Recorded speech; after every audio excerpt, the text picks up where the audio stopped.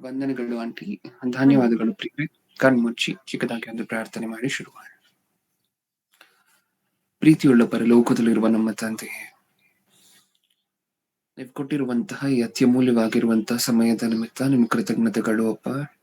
ನೀವು ಕೊಟ್ಟಿರುವಂತಹ ಈ ಒಂದು ಒಳ್ಳೆಯ ಅವಕಾಶವನ್ನು ವಿವೇಕಪೂರ್ವಕವಾಗಿ ನಮ್ಮ ತಿಳುವಳಿಕೆಯನ್ನು, ನಮ್ಮ ಆತ್ಮಿಕ ಜ್ಞಾನವನ್ನ ಇನ್ನೂ ಹೆಚ್ಚು ಮಾಡಿಕೊಳ್ಳಲಿಕ್ಕೆ ನಾವು ಬಳಸ್ಕೊಡುವಂತೆ ನಮಗೆ ಬೇಕಾಗಿರುವಂತಹ ಬಲವನ್ನು, ಕೃಪೆಯನ್ನು ಕೊಟ್ಟು ನಡೆಸಿ. ನೀವು ನಮ್ಮೆಲ್ಲರನ್ನ ಕಾಯ್ತಾ ಬರ್ತಿರುವಂತಹ ರೀತಿಗೋಸ್ಕರ ನಿಮ್ಮ ಕೃತಜ್ಞತೆಗಳು, ವಂದನೆಗಳು. ನಿಮ್ಮ ಮಕ್ಕಳ ಜೊತೆ ಒಂದಷ್ಟು ಮಾತುಗಳನ್ನು ಹಂಚ್ಕೋಬೇಕಾದರೆ ತಂದೆ, ಹೇಳ್ತಿರುವಂತಹ ನಿಮಗೆ ಪರಿಶುದ್ಧಾತ್ಮರ ಸಹಾಯವನ್ನು, ಕೇಳ್ತಿರುವಂತಹ ನಿಮ್ಮ ಮಕ್ಕಳಿಗೆ ಅದನ್ನು ಅಂಗೀಕರಿಸಲಿಕ್ಕೆ ಬೇಕಾಗಿರುವಂತಹ ವಿವೇಕವನ್ನು, ಸಾತ್ವಿಕತೆಯನ್ನು ದಯಪಾಲಿಸಿ. ನನ್ನ ಪ್ರಾರ್ಥನೆ ಯೇಸು ಕ್ರಿಸ್ತರ ನಾಮದಲ್ಲಿ ಸಮರ್ಪಿಸಿ ಬೇಡಿಕೊಳ್ಳುತ್ತಿದ್ದೇನೆ ಪರಲೋಕದಲ್ಲಿರುವ ನಮ್ಮ ತಂದೆಯೇ, ಆಮೆನ್. ಪ್ರಿಯರಾದ ದೇವಜನರೇ, ಇವತ್ತು ಆಲೋಚನೆ ಮಾಡ್ತಿರುವಂತಹ ಅಂಶ, ಇಷ್ಟಕ್ಕೂ 1-2 ವಾರಗಳ ಹಿಂದೆ ಸ್ವಲ್ಪ ಜನ ಏನಕ್ಕೋಸ್ಕರ ನೀವು ದೇವರ ಬಗ್ಗೆ ಹೇಳಿದಾಗ ಅದನ್ನು ಸ್ವೀಕಾರ ಮಾಡೋದಿಲ್ಲ, ಅಂಗೀಕಾರ ಮಾಡೋದಿಲ್ಲ ಅನ್ನುವಂತಹ ಅಂಶವನ್ನ ಮಾತಾಡಿದ್ವಿ, ನೆನಪಿದೆಯಾ ನಮಗೆ? ಆ ಅಂಶದ ಕಂಟಿನ್ಯೂಷನ್ ಅನ್ನ ಇವತ್ತು ಮಾತಾಡ್ತಿದ್ದೇವೆ. ಅಂದ್ರೆ ಸುಮಾರು ಜನಕ್ಕೆ ನೀವು ದೇವರ ವಾಕ್ಯವನ್ನ ಹೇಳಿದ್ರೆ ಅದರಲ್ಲಿ ಕೆಲವರು ಅದನ್ನ ಅಂಗೀಕಾರ ಮಾಡ್ತಾರೆ, ಇನ್ನು ಕೆಲವರು ಅಂಗೀಕಾರ ಮಾಡೋದಿಲ್ಲ. ಈ ಅಂಗೀಕಾರ ಮಾಡದೇ ಇರುವಂತಹ ಜನ ಅದನ್ನೇನಕ್ಕೋಸ್ಕರ ಅಂಗೀಕಾರ ಮಾಡೋದಿಲ್ಲ ಅನ್ನುವಂತಹ ವಿಚಾರವನ್ನ ಒಂದಷ್ಟು ದಿನಗಳ ಹಿಂದೆ ಶುರು ಮಾಡಿದ್ವಿ ಮಾತಾಡ್ಲಿಕ್ಕೆ. 1ನೇ ಭಾಗವನ್ನ ಬಹುಶಃ ಕಂಪ್ಲೀಟ್ ಮಾಡಿದ್ವಿ. ಅದರ 2ನೇ ಭಾಗವನ್ನ ಇವತ್ತು ಆಲೋಚನೆ ಮಾಡ್ತಿದ್ವಿ. ಟೈಟಲ್ ಬಹುಶಃ ಶರೀರ ಸಂಬಂಧಿಗಳು, ಆತ್ಮ ಸಂಬಂಧಿಗಳು ಅಂತ ಏನೋ ಇರ್ಬೇಕಲ್ವಾ? ಓಕೆ, ಆ ಟೈಟಲ್ ನ 2ನೇ ಭಾಗವನ್ನ ಆಲೋಚನೆ ಮಾಡಿ ನೋಡ್ತಿದ್ವಿ. ಏನಕ್ಕೋಸ್ಕರ ಇದು ಮುಖ್ಯ ಅಂತ ಹೇಳಿದ್ರೆ, ಪ್ರಸ್ತುತ ನಾವಿರುವಂತ ಸಮಾಜದಲ್ಲಿ ಎಲ್ಲರೂ ಸಹ ನಾವು ಹೇಳುವಂತಹ ಮಾತನ್ನ, ನಾವು ಹೇಳುವಂತಹ ಸುವಾರ್ತೆಯನ್ನ ಕೇಳ್ತಾರ ಅಂತ ಹೇಳಿದ್ರೆ ಇಲ್ಲ, ಸ್ವಲ್ಪ ಜನರೇ ಕೇಳ್ತಾರೆ. ಈ ಸ್ವಲ್ಪ ಜನ ಏನ್ ಅಂಗೀಕಾರ ಮಾಡ್ತಾರಲ್ವಾ, ಆ ಅಂಗೀಕಾರ ಮಾಡುವಂತವರಲ್ಲಿರುವಂತಹ ವ್ಯತ್ಯಾಸ ಏನು, ಈ ಕೆಲವರು ಸುಮಾರು ಜನ ಅಂಗೀಕಾರ ಮಾಡದೇ ಇರುವಂತವ್ರು ಇರ್ತಾರಲ್ವಾ, ಆ ಜನರಲ್ಲಿ ಇರುವಂತಹ ವ್ಯತ್ಯಾಸ ಏನು, ಸತ್ಯವೇದ ಏನು ಹೇಳುತ್ತೆ ಇವರ ಬಗ್ಗೆ, ಅದನ್ನ ಆಲೋಚನೆ ಮಾಡ್ಲಿಕ್ಕೆ ಹೋಗೋಣ ಈ 2ನೇ ಭಾಗದಲ್ಲಿ. ಇಷ್ಟಕ್ಕೂ ನಾವು 1ನೇ ಭಾಗದಲ್ಲಿ ಮಾತಾಡ್ಕೊಂಡ ಹಾಗೆ, ಯಾರಾದ್ರೂ ನೀವು ಹೇಳುವಂತ ಸುವಾರ್ತೆಯನ್ನ ಕೇಳದೇ ಇದ್ದಾಗ ಸ್ವಲ್ಪ ಮನಗೊಂದುವಂತಹದ್ದು ಸರ್ವೇ ಸಾಮಾನ್ಯ, ಸಹಜ. ಇವ್ರು ಇಷ್ಟು ತಿಳ್ಕೊಂಡು ಸಹ, ಇಷ್ಟು ಲೋಕದ ಜ್ಞಾನ ಅರ್ಥ ಮಾಡ್ಕೊಂಡು ಸಹ ಏನಕ್ಕೋಸ್ಕರ ಇವ್ರು ದೈವಜ್ಞಾನ ಅರ್ಥ ಆಗೋದಿಲ್ಲ, ಅಥವಾ ಏನಕ್ಕೋಸ್ಕರ ಸತ್ಯವೇದದಲ್ಲಿ ಬರೆದಿರುವಂತಹ ಮಾತುಗಳು ಅರ್ಥ ಆಗೋದಿಲ್ಲ ಅಂತ ಹೇಳಿ ನಿಜವಾದ ಭಕ್ತರಿಗೆ ಒಂದಷ್ಟು ಬೇಸರ ಆಗುವಂತಹದ್ದಂತೂ ಖಚಿತ, ನಾರ್ಮಲ್ ಆಗಿ ಆಗುವಂತಹದ್ದೇ. ಆದ್ರೆ ನಾವು ಆ ಟೈಮಲ್ಲಿ ಸೋತ್ ಹೋಗ್ಬಾರ್ದು, ಆ ಟೈಮಲ್ಲಿ ಹಿಂಜರಿಬಾರ್ದು, ನಾವು ಮಾಡ್ತಿರುವಂತಹ ಕೆಲಸವನ್ನ ಇನ್ನೂ ಮಾಡ್ಕೊಂಡು ಹೋಗ್ಬೇಕು ಅಂತ ಹೇಳಿದ್ರೆ ಈ ಸಂದೇಶ ನಮ್ಗೆ ಬಹಳ ಮುಖ್ಯವಾಗಿರುವಂತಹದ್ದು. ಕಳೆದ 1ನೇ ಭಾಗದಲ್ಲಿ ಒಂದಷ್ಟು ವಿಚಾರಗಳನ್ನ ಆಲೋಚನೆ ಮಾಡಿದ್ವಲ್ವಾ. ಈ ಸಂದೇಶದಲ್ಲಿ ಏನೇನ್ ಆಲೋಚನೆ ಮಾಡಿದ್ವಿ, ಇಷ್ಟಕ್ಕೂ ಇವ್ರ ಮನಸ್ಸಲ್ಲಿ ಜಾಗ ಇರೋದಿಲ್ಲ, ನೆಕ್ಸ್ಟ್ ಅದನ್ನ ಹೊರತುಪಡಿಸಿ ದೇವರು ಆರಿಸ್ಕೋಬೇಕು ಒಬ್ಬ ಮನುಷ್ಯನನ್ನ ಅಂತ ಹೇಳಿದ್ರೆ, ಸುವಾರ್ತೆ ಅನ್ನುವಂತಹದ್ದು ಒಬ್ಬ ಮನುಷ್ಯನಿಗೆ ಅರ್ಥ ಆಗ್ಬೇಕು ಅಂತ ಹೇಳಿದ್ರೆ ಸ್ಪೆಷಲೈಸ್ಡ್ ಆಗಿ ಕೆಲವು ಗುಣಗಳಿರ್ಬೇಕು ಅಲ್ವಾ? ಪವಿತ್ರಾತ್ಮನಿಂದ ಉಂಟಾಗುವಂತಹ ವರಗಳು, ಅಥವಾ ಹೊಸ ಒಡಂಬಡಿಕೆಯಲ್ಲಿ ಫಲಗಳು ಅಂತ ಏನ್ ನೋಡ್ತೀವಿ, ಪವಿತ್ರ ಆತ್ಮ ಫಲಗಳು ಅಂತ ಹೇಳಿ ಏನ್ ನೋಡ್ತೀವಿ, ಆ ಗುಣಗಳಲ್ಲಿ, ಆ ಗುಣಗಳ ಬೇಸಿಕ್ಸ್ ಆದ್ರೂ ಆ ಮನುಷ್ಯನಲ್ಲಿ ಕೆಲವಾದ್ರೂ ಇರ್ಬೇಕು. ಇದನ್ನ ನಾವು 1ನೇ ಭಾಗದಲ್ಲಿ ನೋಡಿದ್ವಿ, ಹೌದಲ್ವಾ? ದಯೆ, ಪ್ರೀತಿ, ಶಾಂತಿ, ಸಮಾಧಾನ, ಆ ಈ ರೀತಿಯಾಗಿರುವಂತಹ ಗುಣಗಳಲ್ಲಿ ಪೂರ್ತಿಯಾಗಿ ಗುಣಗಳು ತುಂಬಿರದೆ ಹೋದ್ರು ಸಹ ಆ ಗುಣಗಳ ಬೇಸಿಕ್ಸ್ ಆದ್ರೂ ಇರ್ಬೇಕು ಅಲ್ವಾ? ದೇವರು ಆಗ ಮನುಷ್ಯನನ್ನ ಆರಿಸ್ಕೊಡುವಂತಹದ್ದು ಈಸಿ. ಇದಿಷ್ಟನ್ನು 1ನೇ ಭಾಗದಲ್ಲಿ ಮಾತಾಡ್ಕೊಂಡೆ ನೋಡಿದ್ವಿ ಅಲ್ವಾ? ಈಗ 2ನೇ ಭಾಗದಲ್ಲಿ ಏನ್ ನೋಡ್ಲಿಕ್ಕೆ ಹೊರಟಿದ್ವಿ, ಇಷ್ಟಕ್ಕೂ ನೀವು ಒಬ್ಬರಿಗೆ ಸುವಾರ್ತೆ ಹೇಳಿ ಅವ್ರು ಅದನ್ನ ತಿರಸ್ಕರಿಸ್ತಿದ್ದಾರೆ, ನಿಮ್ಮನ್ನ ಹೀಯಾಳಿಸ್ತಿದ್ದಾರೆ, ನೀವು ಹೇಳ್ತಿರುವಂತ ಸುವಾರ್ತೆಯನ್ನ ಅಲ್ಲಗಳಿತಿದ್ದಾರೆ ಅಂತ ಹೇಳಿದ್ರೆ ಸಾಕಷ್ಟು ಕಾರಣಗಳಿದೆ ಇನ್ನು. ಅದರಲ್ಲಿ ಮುಖ್ಯವಾಗಿರುವಂತ ಇನ್ನೊಂದು ಕಾರಣ ಏನು? ಸತ್ಯವೇದ ಓಪನ್ ಮಾಡಿ ನೋಡೋಣ. ಮುಖ್ಯವಾಗಿರುವಂತಹ ಇನ್ನೊಂದು ಕಾರಣ, ಜನರು ನೀವು ಹೇಳ್ತಿರುವಂತ ಸುವಾರ್ತೆಯನ್ನ ಅಥವಾ ನೀವು ದೇವರ ಬಗ್ಗೆ ಹೇಳಿದಾಗ ಅವ್ರು ತಿರಸ್ಕಾರ ಮಾಡ್ಲಿಕ್ಕೆ ಇರುವಂತಹ ಇನ್ನೊಂದು ಮುಖ್ಯವಾಗಿರುವಂತ ಕಾರಣ ಏನು? ಯೋಹಾನನು ಬರೆದ 1ನೇ ಸುವಾರ್ತೆ, 1ನೇ ಪತ್ರಿಕೆ, ಕ್ಷಮಿಸಿ, ಯೋಹಾನನ 1ನೇ ಪತ್ರಿಕೆ, ಒಂದ್ಸರಿ ಜಕರ್ಯನ ಗ್ರಂಥದಲ್ಲಿರುವಂತಹ ಮಾತನ್ನ ಓದ್ಕೊಂಡ್ ಬರೋಣ ಇಲ್ಲಿಗೆ. ಜಕರ್ಯನ ಗ್ರಂಥ 7ನೇ ಅಧ್ಯಾಯ, ಜಕರ್ಯನ ಗ್ರಂಥ 7ನೇ ಅಧ್ಯಾಯ 12ನೇ ವಚನ, 7:12.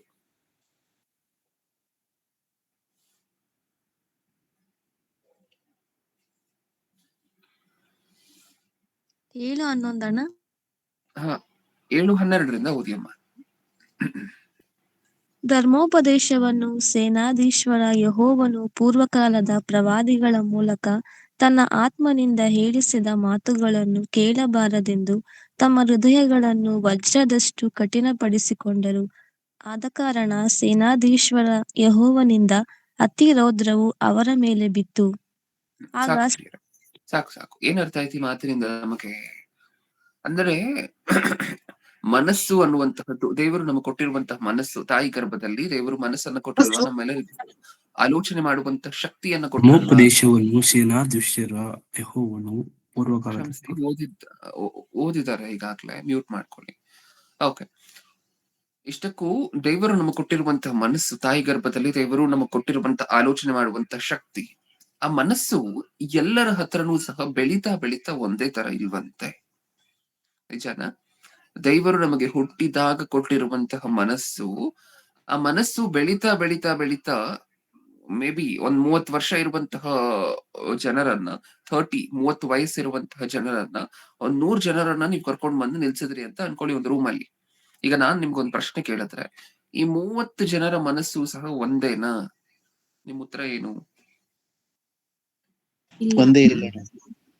ಒಂದೇ ಅಲ್ಲ. ಯಾವ ತರ ಬೇರೆ ಆಗಿರ್ಬೋದು ಹೇಳಿ? ಒಬ್ಬೊಬ್ಬರ ಮನಸ್ಸು ಸಹ ಯಾವ ತರ ಬೇರೆ ಆಗಿರ್ಬೋದು. ಅವ್ರ ಮನಸ್ಸುಗಳಿಗಿರುವಂತ ವ್ಯತ್ಯಾಸ ಏನು? ಒಬ್ಬರು ಪಾಸಿಟಿವ್ ಆಗಿ ಆಲೋಚನೆ ಇದ್ರೆ ಇನ್ನೊಬ್ರು ನೆಗೆಟಿವ್ ಆಲೋಚನೆಗಳು ಅವರಲ್ಲಿ. ಓಕೆ, ಆಮೇಲೆ ಯೋಚನೆ ಮಾಡಿ ಬೇಗ ಬೇಗ. ಮನಸ್ಸು ಕಠಿಣವಾಗಿರ್ತದೆ. ಎಕ್ಸಾಕ್ಟ್ಲಿ. ಅಲ್ಲಿ ಒಂದ್ ಸುಮಾರು 30 ವಯಸ್ಸಿರುವಂತವ್ರು ಒಂದು 100 ಜನರನ್ನ ನೀವು ನಿಲ್ಸಿದೀರಾ ಅಂತ ಹೇಳಿದ್ರೆ, ಆ 100 ಜನರಲ್ಲಿ ಒಂದ್ 20 ಜನರ ಮನಸ್ಸು ತುಂಬಾ ಮೃದುವಾಗಿರ್ಬೋದು, ಇನ್ನೊಂದ್ 20 ಜನರ ಮನಸ್ಸು ಅಷ್ಟಾಗಿ ಮೃದುವಾಗಿಲ್ಲದೆ ಇರ್ಬೋದು, ಇನ್ನೊಂದ್ 20 ಜನರ ಮನಸ್ಸು ಸ್ವಲ್ಪ ಕಠಿಣವಾಗಿರ್ಬೋದು, ಇನ್ನೊಂದ್ 20 ಜನರ ಮನಸ್ಸು ಇನ್ನೂ ಬಹಳಷ್ಟು ಕಠಿಣವಾಗಿರ್ಬೋದು, ಇನ್ನೂ 20 ಜನರ ಮನಸ್ಸು ವಜ್ರದಷ್ಟು ಕಠಿಣವಾಗಿರ್ಬೋದು. ಈ ಭೂಮಿ ಏನದ, ಇದ್ರ ಮೇಲೆ ಅತಿ ಕಠಿಣವಾಗಿರುವಂತಹದ್ದು, ಅತಿ ಗಟ್ಟಿಯಾಗಿರುವಂತಹ ಪದಾರ್ಥ ಯಾವುದು ಅಂತ ಹೇಳಿ ನೀವು ಹುಡುಕಿದ್ರೆ, ಈ ಭೂಮಿ ಮೇಲೆ ಅತಿ ಗಟ್ಟಿಯಾಗಿರುವಂತಹ ಪದಾರ್ಥಗಳಲ್ಲಿ ಒಂದು ಪದಾರ್ಥ ವಜ್ರ, ಡೈಮಂಡ್ ಅಂತ ಹೇಳಿ ಕರಿತೀವಿ. ಅದಕ್ಕೆ ಡೈಮಂಡ್ ಅನ್ನ ಯಾವ್ದ್ರಿಂದಲೂ ಕಟ್ ಮಾಡ್ಲಿಕ್ಕೆ ಆಗೋದಿಲ್ಲ. ಡೈಮಂಡ್ ಅನ್ನ ಕಟ್ ಮಾಡ್ಲಿಕ್ಕೆ ಡೈಮಂಡೇ ಬೇಕು. ವಜ್ರವನ್ನ ಕಟ್ ಮಾಡುವಂತಹದ್ದು ವಜ್ರದಿಂದಲೇ. ಯಾಕಂದ್ರೆ ಇದನ್ನ ಕಟ್ ಮಾಡ್ಬೇಕು, ಡೈಮಂಡ್ ಅನ್ನ ಕಟ್ ಮಾಡ್ಬೇಕು ಅಂದ್ರೆ ಅದಕ್ಕಿಂತ ಇನ್ನೂ ಬಲಿಷ್ಠವಾಗಿರುವಂತಹ ಆಬ್ಜೆಕ್ಟ್ ಸಿಕ್ಕೋದಿಲ್ಲ ನಿಮಗೆ.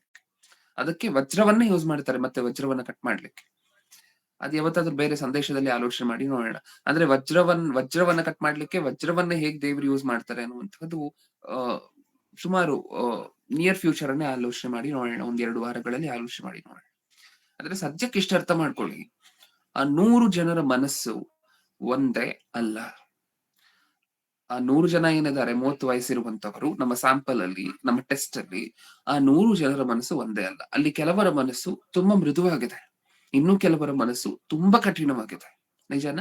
ಈಗ ನೀವು ಈ 100 ಜನಕ್ಕೆ ಸುವಾರ್ತೆ ಹೇಳಿದ್ರಿ ಅಂತ ಅನ್ಕೊಳ್ಳಿ. ಈಗ ನೀವ್ ಹೇಳಿ, ಯಾರು ಬೇಗ ಸುವಾರ್ತೆಯನ್ನು ಅಂಗೀಕಾರ ಮಾಡ್ತಾರೆ, ಯಾರು ಬೇಗ ಸುವಾರ್ತೆಯನ್ನು ಅಂಗೀಕಾರ ಮಾಡೋದೇ ಇಲ್ಲ, ಯಾರು ಕೊನೆಗೂ ಸುವಾರ್ತೆಯನ್ನು ಅಂಗೀಕಾರ ಮಾಡೋದಿಲ್ಲ? ಮೃದು ಮನಸ್ಸುಳ್ಳವರು ಅಂಗೀಕಾರ ಮಾಡ್ತಾರೆ, ಕಠಿಣ ಮನಸ್ಸಿನವರು ಅಂಗೀಕಾರ ಮಾಡೋದೇ ಇಲ್ಲ. ಹೌದಲ್ವಾ? ಹಾಗಾದ್ರೆ ಈ ಮೃದು ಮನಸ್ಸು, ಕಠಿಣ ಮನಸ್ಸು ಅನ್ನುವಂತಹದ್ದು ಎಷ್ಟು ವರ್ಷದ ಇಂಪ್ಯಾಕ್ಟ್ ಅಂತ ಹೇಳಿ ನನಗೆ. ಅದು 1 ದಿನದಲ್ಲಿ 2 ದಿನದಲ್ಲಿ ಬಿಲ್ಡಪ್ ಆಗಿರುವಂತಹದ್ದ? ದೇವರು ಹುಟ್ಟಿದಾಗ ಕೊಟ್ಟಿರುವಂತಹ ಎಲ್ಲರಿಗೂ ಒಂದೇ ರೀತಿಯಾಗಿರುವಂತಹ ಮನಸ್ಸನ್ನ ಕೊಟ್ಟರು ದೇವರು. ಆ ಮನಸ್ಸು ಬೆಳೀತಾ ಬೆಳೀತಾ ಕೆಲವರಿಗೆ ತುಂಬಾ ಕಠಿಣವಾಗಿದೆ, ಕೆಲವರಿಗೆ ಈಗ ನೀವು ನೋಡ್ಕೊಂಡ್ರಲ್ವಾ ವಚನವನ್ನ. ಇನ್ನೊಂದ್ಸರಿ ಓದೋಣ ಈ ವಚನವನ್ನ. ಜಕರ್ಯನ ಗ್ರಂಥ 7ನೇ ಅಧ್ಯಾಯ 12ನೇ ವಚನ. ಧರ್ಮೋಪದೇಶವನ್ನು ಸೇನಾಧೀಶ್ವರ ಯೆಹೋವನು ಪೂರ್ವಕಾಲದ ಪ್ರವಾದಿಗಳ ಮೂಲಕ ತನ್ನ ಆತ್ಮನಿಂದ ಹೇಳಿಸಿದ ಮಾತುಗಳನ್ನು ಕೇಳಬಾರದೆಂದು ತಮ್ಮ ಹೃದಯಗಳನ್ನು ವಜ್ರದಷ್ಟು ಕಠಿಣಪಡಿಸಿಕೊಂಡರು. ವಜ್ರದಷ್ಟು ಕಠಿಣಪಡಿಸಿ ದೇವರೇ ಬರ್ಸ್ಬಿಟ್ಟಿದ್ದಾರೆ ನೀಟಾಗಿ. ಇವ್ರು ಎಷ್ಟು ಕಠಿಣ ಮಾಡ್ಕೊಂಡ್ರಂದ್ರೆ ಇವರ ಮನಸ್ಸನ್ನ ವಜ್ರದಷ್ಟು, ಅಷ್ಟೊಂದು ಕರಗಿಸಲಾಗದೇ ಇರುವಷ್ಟು ಕಠಿಣ ಮಾಡ್ಕೊಂಡಿದ್ರು. ಇಡೀ ಪ್ರಪಂಚದಲ್ಲಿ ಅತ್ಯಂತ ಗಟ್ಟಿಯಾಗಿರುವಂತಹ ಪದಾರ್ಥ ಏನದೆ ವಜ್ರ, ಅಷ್ಟು ಕಠಿಣ ಮಾಡ್ಕೊಂಡಿದ್ರು ಇವರು ತಮ್ಮ ಮನಸ್ಸುಗಳನ್ನ. ನನ್ನ ಮಾತು ಕೇಳಬಾರ್ದು ಅಂತ ಹೇಳಿ ಅಷ್ಟೊಂದು ಕಠಿಣ ಮಾಡ್ಕೊಂಡಿದ್ರು ಅಂತ ದೇವರೇ ಹೇಳ್ತಿದ್ದಾರೆ. ನಿಜಾನ? ಅಷ್ಟೊಂದು ಕಠಿಣ ಉಳ್ಳಂತಹ ಮನಸ್ಸುಳ್ಳಂತವರು ಸಹ ಇದ್ರ ಚರಿತ್ರೆಯಲ್ಲಿ ಇದ್ರ ಅಲ್ಲ, ಈಗ್ಲೂ ಸಹ ನಮ್ಮ ಮಧ್ಯನೂ ಇದ್ದಾರೆ. ಅಷ್ಟೊಂದು ಕಠಿಣವಾಗಿರುವಂತಹ ಮನಸ್ಸಿರುವಂತವರು ಈಗಲೂ ಸಹ ನಮ್ಮ ಮಧ್ಯದಲ್ಲಿ ಇದ್ದಾರೆ. ಯಾಕಂದ್ರೆ ನೀವು ನೋಡ್ತಿದ್ದೀರಾ ಸಮಾಜದಲ್ಲಿ ಸಾಕಷ್ಟು ಏನೇನ್ ನಡೀತಿದೆ ಅಂತ ಹೇಳ್ತಾರೆ. ಚಿಕ್ಕ ಚಿಕ್ಕ ಮಕ್ಕಳು, ಎಳೆ ಮಕ್ಕಳು, 1 ವರ್ಷ ಇರುವಂತವರು, 9 ತಿಂಗಳಿರುವಂತವರು, ಸುಮಾರು 2 ವರ್ಷ ಇರುವಂತಹ ಹೆಣ್ಣು ಮಕ್ಕಳು ಅತ್ಯಾಚಾರಕ್ಕೆ ಒಳಗಾಗ್ತಿದ್ದಾರೆ, ಗೊತ್ತಾ ನಮಗೆ? ಈಗ ಆ ವ್ಯಕ್ತಿ ಯಾರು ಈ ಪಾಪ ಕೃತ್ಯವನ್ನ ಎಸಗಿದಾನೋ ಆ ವ್ಯಕ್ತಿಯ ಮನಸ್ಸು ಏನು ಅಂತ ನಿಮಗನ್ಸುತ್ತೆ? ಯಾರಿಗಾದ್ರೂ ಆ ಮಗುವನ್ನ ನೋಡಿದ್ರೆ ಕರುಣೆ ಹುಟ್ಟಿ ಬರುವಂತಹದ್ದು ಈ ವ್ಯಕ್ತಿಗೆ ಬರ್ತಿಲ್ಲ. ನೀಟಾಗಿ ನೋಡಿದ ತಕ್ಷಣ ಕನ್ಕ್ಲೂಡ್ ಮಾಡ್ಬೋದಾ ಈ ವ್ಯಕ್ತಿ ವಜ್ರದಷ್ಟು ಕಠಿಣವುಳ್ಳಂತಹ ಮನಸ್ಸಿರುವಂತವನು ಅಂತ ಹೇಳಿ ಕನ್ಕ್ಲೂಡ್ ಮಾಡ್ಬೋದಾ? ನ್ಯೂಸ್ ಅನ್ನ ನೋಡ್ಬೇಕಾದ್ರೆ ನಾವ್ ಇದನ್ನೇ ಅನ್ಕೋಬೇಕು. ಹಾಗಾದ್ರೆ ಈ ವ್ಯಕ್ತಿಯ ಮನಸ್ಸು ಅಷ್ಟು ಗಟ್ಟಿ ಆಗೋಗಿದೆ, ಅಷ್ಟು ಕಠಿಣವಾಗಿ ಆಗೋಗಿದೆ. ಬರೀ ಪಾಪ ಆ ರೀತಿಯಾಗಿರುವಂತಹ ಪಾಪಗಳನ್ನ ಮಾಡುವಂತವ್ರ ಮನಸ್ಸು ಮಾತ್ರ ಅಲ್ಲ ವಜ್ರದಷ್ಟು ಕಠಿಣವಾಗಿರುವಂತಹದ್ದು. ನಮ್ಮ ಮಧ್ಯನೂ ಇರ್ತಾರೆ, ಜೀವನ ನೀಟಾಗಿ ಮಾಡ್ಕೊಂಡು ಹೋಗ್ತಿರ್ತಾರೆ. ಆದ್ರೆ ನೀವೇನಾದ್ರೂ ಹೇಳಲಿಕ್ಕೆ ಹೋದ್ರೆ, ಒಳ್ಳೆ ವಿಚಾರವನ್ನ ಹೇಳಲಿಕ್ಕೆ ಹೋದ್ರೆ ಅದನ್ನ ಅಂಗೀಕಾರ ಮಾಡೋದೇ ಇಲ್ಲ.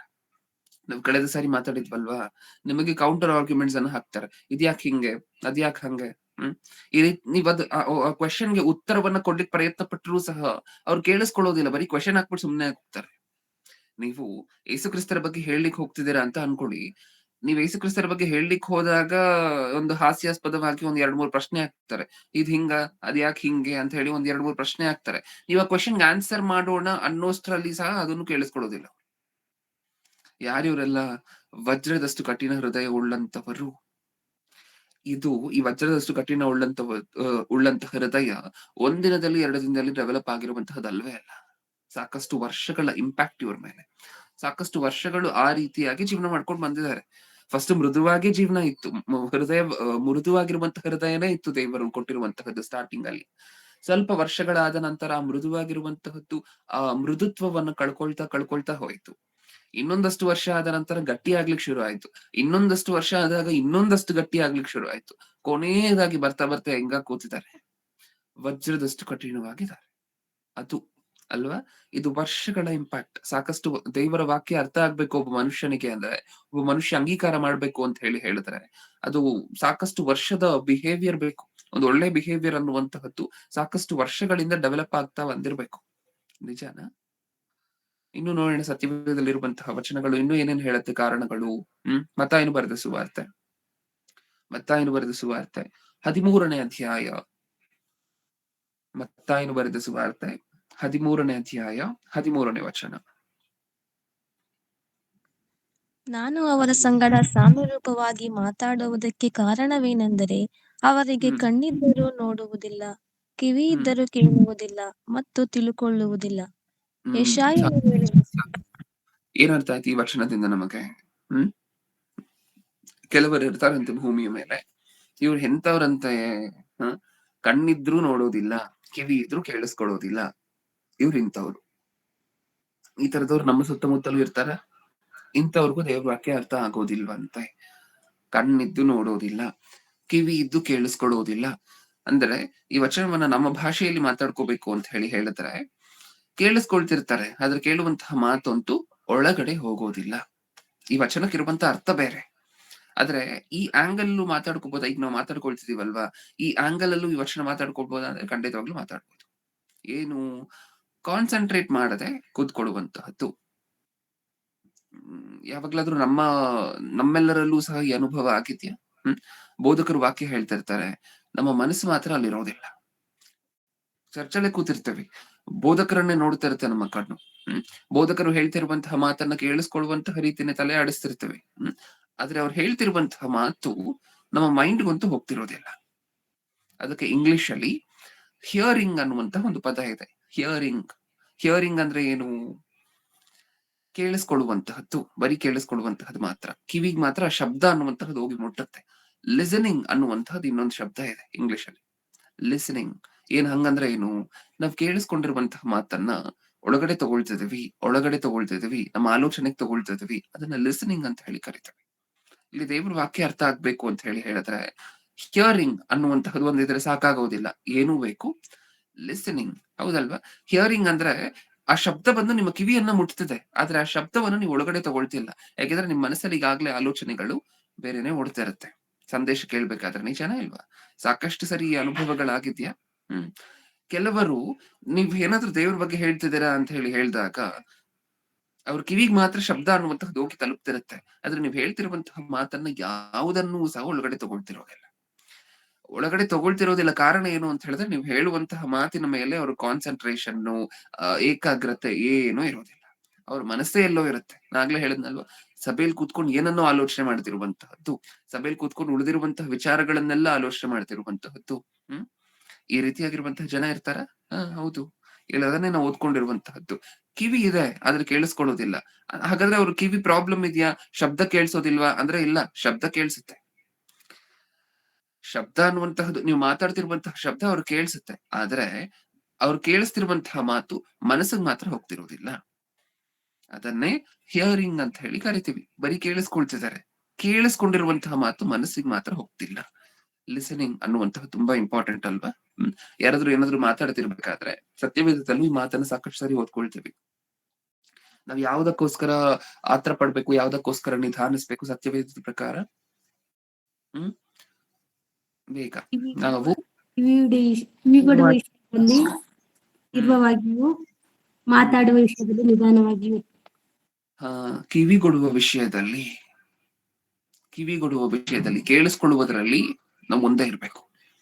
ಮಾತಾಡುವಂತಹದ್ರಲ್ಲಿ ಸ್ವಲ್ಪ ಯೋಚನೆ ಮಾಡಿ, ಸ್ವಲ್ಪ ನಿಧಾನವಾಗಿ ಆಲೋಚನೆ ಮಾಡಿ ಮಾತಿಗಿಳಿಬೇಕು. ಹೌದಲ್ವಾ? ಹಾಗಾದ್ರೆ ಏನ್ ಅರ್ಥ ಆಯ್ತು ನಮ್ಗೆ ಇದರಲ್ಲಿ? ಕೇಳಿಸ್ಕೊಳ್ಳುವಂತಹದ್ದು ತುಂಬಾ ಇಂಪಾರ್ಟೆಂಟ್. ಹೌದಾ? ಯಾರಾದ್ರೂ ಏನಾದ್ರು ಮಾತಾಡ್ತಿದ್ದಾರೆ ಅಂತ ಹೇಳಿದ್ರೆ ಪ್ರಪ್ರಥಮವಾಗಿ ಜಗಳ ಮಾಡ್ತಿದ್ರೆ ಅಥವಾ ಅವ್ರ ಮನೆ ಸಮಾಚಾರ ಮಾತಾಡ್ಕೊಂಡ್ರೆ ಯಾವಾಗ ಕಿವಿ ಕೊಡ್ಬೇಕು ಅಂತಲ್ಲ ಇದರ ಅರ್ಥ. ಏನಾದ್ರು ಒಂದು ಇಂಪಾರ್ಟೆಂಟ್ ಆಗಿರುವಂತಹ ದೇವರ ಬಗ್ಗೆ ಯಾರಾದ್ರೂ ಮಾತಾಡ್ತಿದ್ರೆ ಅಥವಾ ಒಂದು ಪ್ರಸಂಗ ನಡೀತಿದ್ರೆ ಅಥವಾ ಒಳ್ಳೆ ವಿಚಾರದ ಬಗ್ಗೆ ಒಂದು ಪ್ರಸಂಗ ನಡೀತಿದ್ರೆ ಅದರ ಬಗ್ಗೆ ಕಿವಿ ಅನ್ನುವಂತಹದ್ದು ಓಪನ್ ಆಗಿರ್ಬೇಕು ನಮಗೆ. ಅವ್ರು ಏನೋ ಹೇಳ್ತಿದ್ದಾರೆ, ನಾವ್ ಯಾವ್ದನ್ನು ಒಳಗಡೆ ತಗೊಳ್ತಿಲ್ಲ, ಆ ರೀತಿ ಇರಬಾರದು ಅಲ್ವಾ? ಒಂದು ಸತ್ಯವೇದದಲ್ಲಿರುವಂತಹ ಮಾತುಗಳನ್ನೇ ಅಲ್ಲದೆ ಇದ್ರೂ ಸಹ ಯಾವ್ದಾದ್ರು ಒಂದು ಒಳ್ಳೆ ಮಾತು ಯಾರಾದ್ರೂ ಮಾತಾಡ್ತಿದ್ದಾರೆ ಅಂತ ಅನ್ಕೊಳ್ಳಿ, ಇಬ್ಬರು ಸಹೋದರರು ಸೇರ್ಕೊಂಡು ಅದನ್ನ ಅಟ್ಲೀಸ್ಟ್ ಕೇಳಿಸ್ಕೊಳ್ಲಿಕ್ಕೆ ಪ್ರಯತ್ನ ಪಟ್ರೆ ಅದೆಲ್ಲಾದ್ರೂ ಒಂದ್ ಕಡೆ ನಮ್ಗೆ ಯೂಸ್ ಆಗ್ಬೋದು ಅಲ್ವಾ? ಕೇಳಿಸ್ಕೊಳ್ಳುವಂತಹದ್ರಲ್ಲಿ ಆತರ ಪಡ್ಬೇಕು. ಕೇಳಿಸ್ಕೊಳ್ಳುವುದಕ್ಕೆ ಆತರ ಪಡ್ಬೇಕು. ಸಾಕಷ್ಟು ಜನರಿಗೆ ಗುಣ ಇರೋದೇ ಇಲ್ಲ. ಇಬ್ರು ಮಾತಾಡ್ತಿದ್ದಾರೆ ಅಂತ ಹೇಳಿದ್ರೆ ಅದ್ರಲ್ಲಿ ಒಬ್ಬರಿಗೆ ಕೇಳಿಸ್ಕೊಳ್ಳುವಂತಹ ಹವ್ಯಾಸನೇ ಇರೋದಿಲ್ಲ, ಮಾತಾಡ್ಬಿಡುವಂತಹದ್ದಷ್ಟೇ. ನಾನೇ ಮಾತಾಡ್ತಾ ಇರ್ಬೇಕು, ಅವರೇ ಕೇಳಿಸ್ಕೊಳ್ತಾ ಇರ್ಬೇಕು ಅನ್ನುವಂತಹ ಭಾವನೆ ಇರುತ್ತೆ. ತುಂಬಾ ತಪ್ಪು. ಎದುರುಗಿರುವಂತಹ ವ್ಯಕ್ತಿ ಏನ್ ಹೇಳ್ತಿದ್ದಾರೆ ಅನ್ನುವಂತಹದನ್ನ ಪ್ರಪ್ರಥಮವಾಗಿ ಕೇಳಿಸ್ಕೊಂಡು ಅದನ್ನ ಮನಸ್ಸಿಗೆ ತಗೋಬೇಕು. ನೀವು ಕೇಳಿಸ್ಕೊಳ್ಳುವಂತೆ ಹ್ಮ್ ಅಂತ ಹೇಳಿ ಆಕ್ಟ್ ಮಾಡುವಂತಹದ್ದಂತೂ ಅಲ್ಲ. ಹೌದಾ? ಅದನ್ನೇ ಈಗ ನಾವು ಓದ್ಕೊಂಡಂತಹ ಮಾತು. ದೇವ್ರ ವಾಕ್ಯ ಕೆಲವರಿಗೆ ಏನಕ್ಕೋಸ್ಕರ ಅರ್ಥನೇ ಆಗೋದಿಲ್ಲ ಅಂತ ಹೇಳಿದ್ರೆ ಕೆಲವರು ತಮ್ಮ ಕಿವಿಗೆ ಬಿದ್ದಂತಹ ಶಬ್ದವನ್ನ ಒಳಗಡೆ ತಗೊಳ್ಳೋದೇ ಇಲ್ಲ, ಮನಸ್ಸಿಗೆ ತಗೊಳ್ಳೋದೇ ಇಲ್ಲ. ಅದು ಇನ್ನೂ ದೊಡ್ಡ ರೀಸನ್. ಯಾಕಂದ್ರೆ ಇವ್ರಿಗೆ ಎಷ್ಟು ಪ್ರಸಂಗಗಳನ್ನ ನೀವು ಎಷ್ಟು ಲಿಂಕ್ ಗಳನ್ನ ಕಳಿಸಿದ್ರು ಸಹ, ನೀವು ಪಕ್ಕದಲ್ಲೇ ಕೂರಿಸಿ ಪ್ರಸಂಗವನ್ನ ಕೇಳಿಸಿದ್ರು ಸಹ ಕೇಳುವಂತೆ ಆಕ್ಟ್ ಮಾಡ್ತಿರ್ತಾರೆ. ಆದ್ರೆ ಒಳಗಡೆಗೆ ಯಾವ ಮಾತು ಸಹ ಹೋಗ್ತಿರೋದಿಲ್ಲ. ಲಿಸನಿಂಗ್ ಅನ್ನುವಂತಹದ್ದು ಇರೋದೇ ಇಲ್ಲ. ನಿಜಾನ? ಓಕೆ, ಇದು ಸೆಕೆಂಡ್ ಪಾಯಿಂಟ್. ಇನ್ನು ಮುಂದೆ ಹೋಗ್ತಾ ಲೂಕನು ಬರೆದ ಸುವಾರ್ತೆ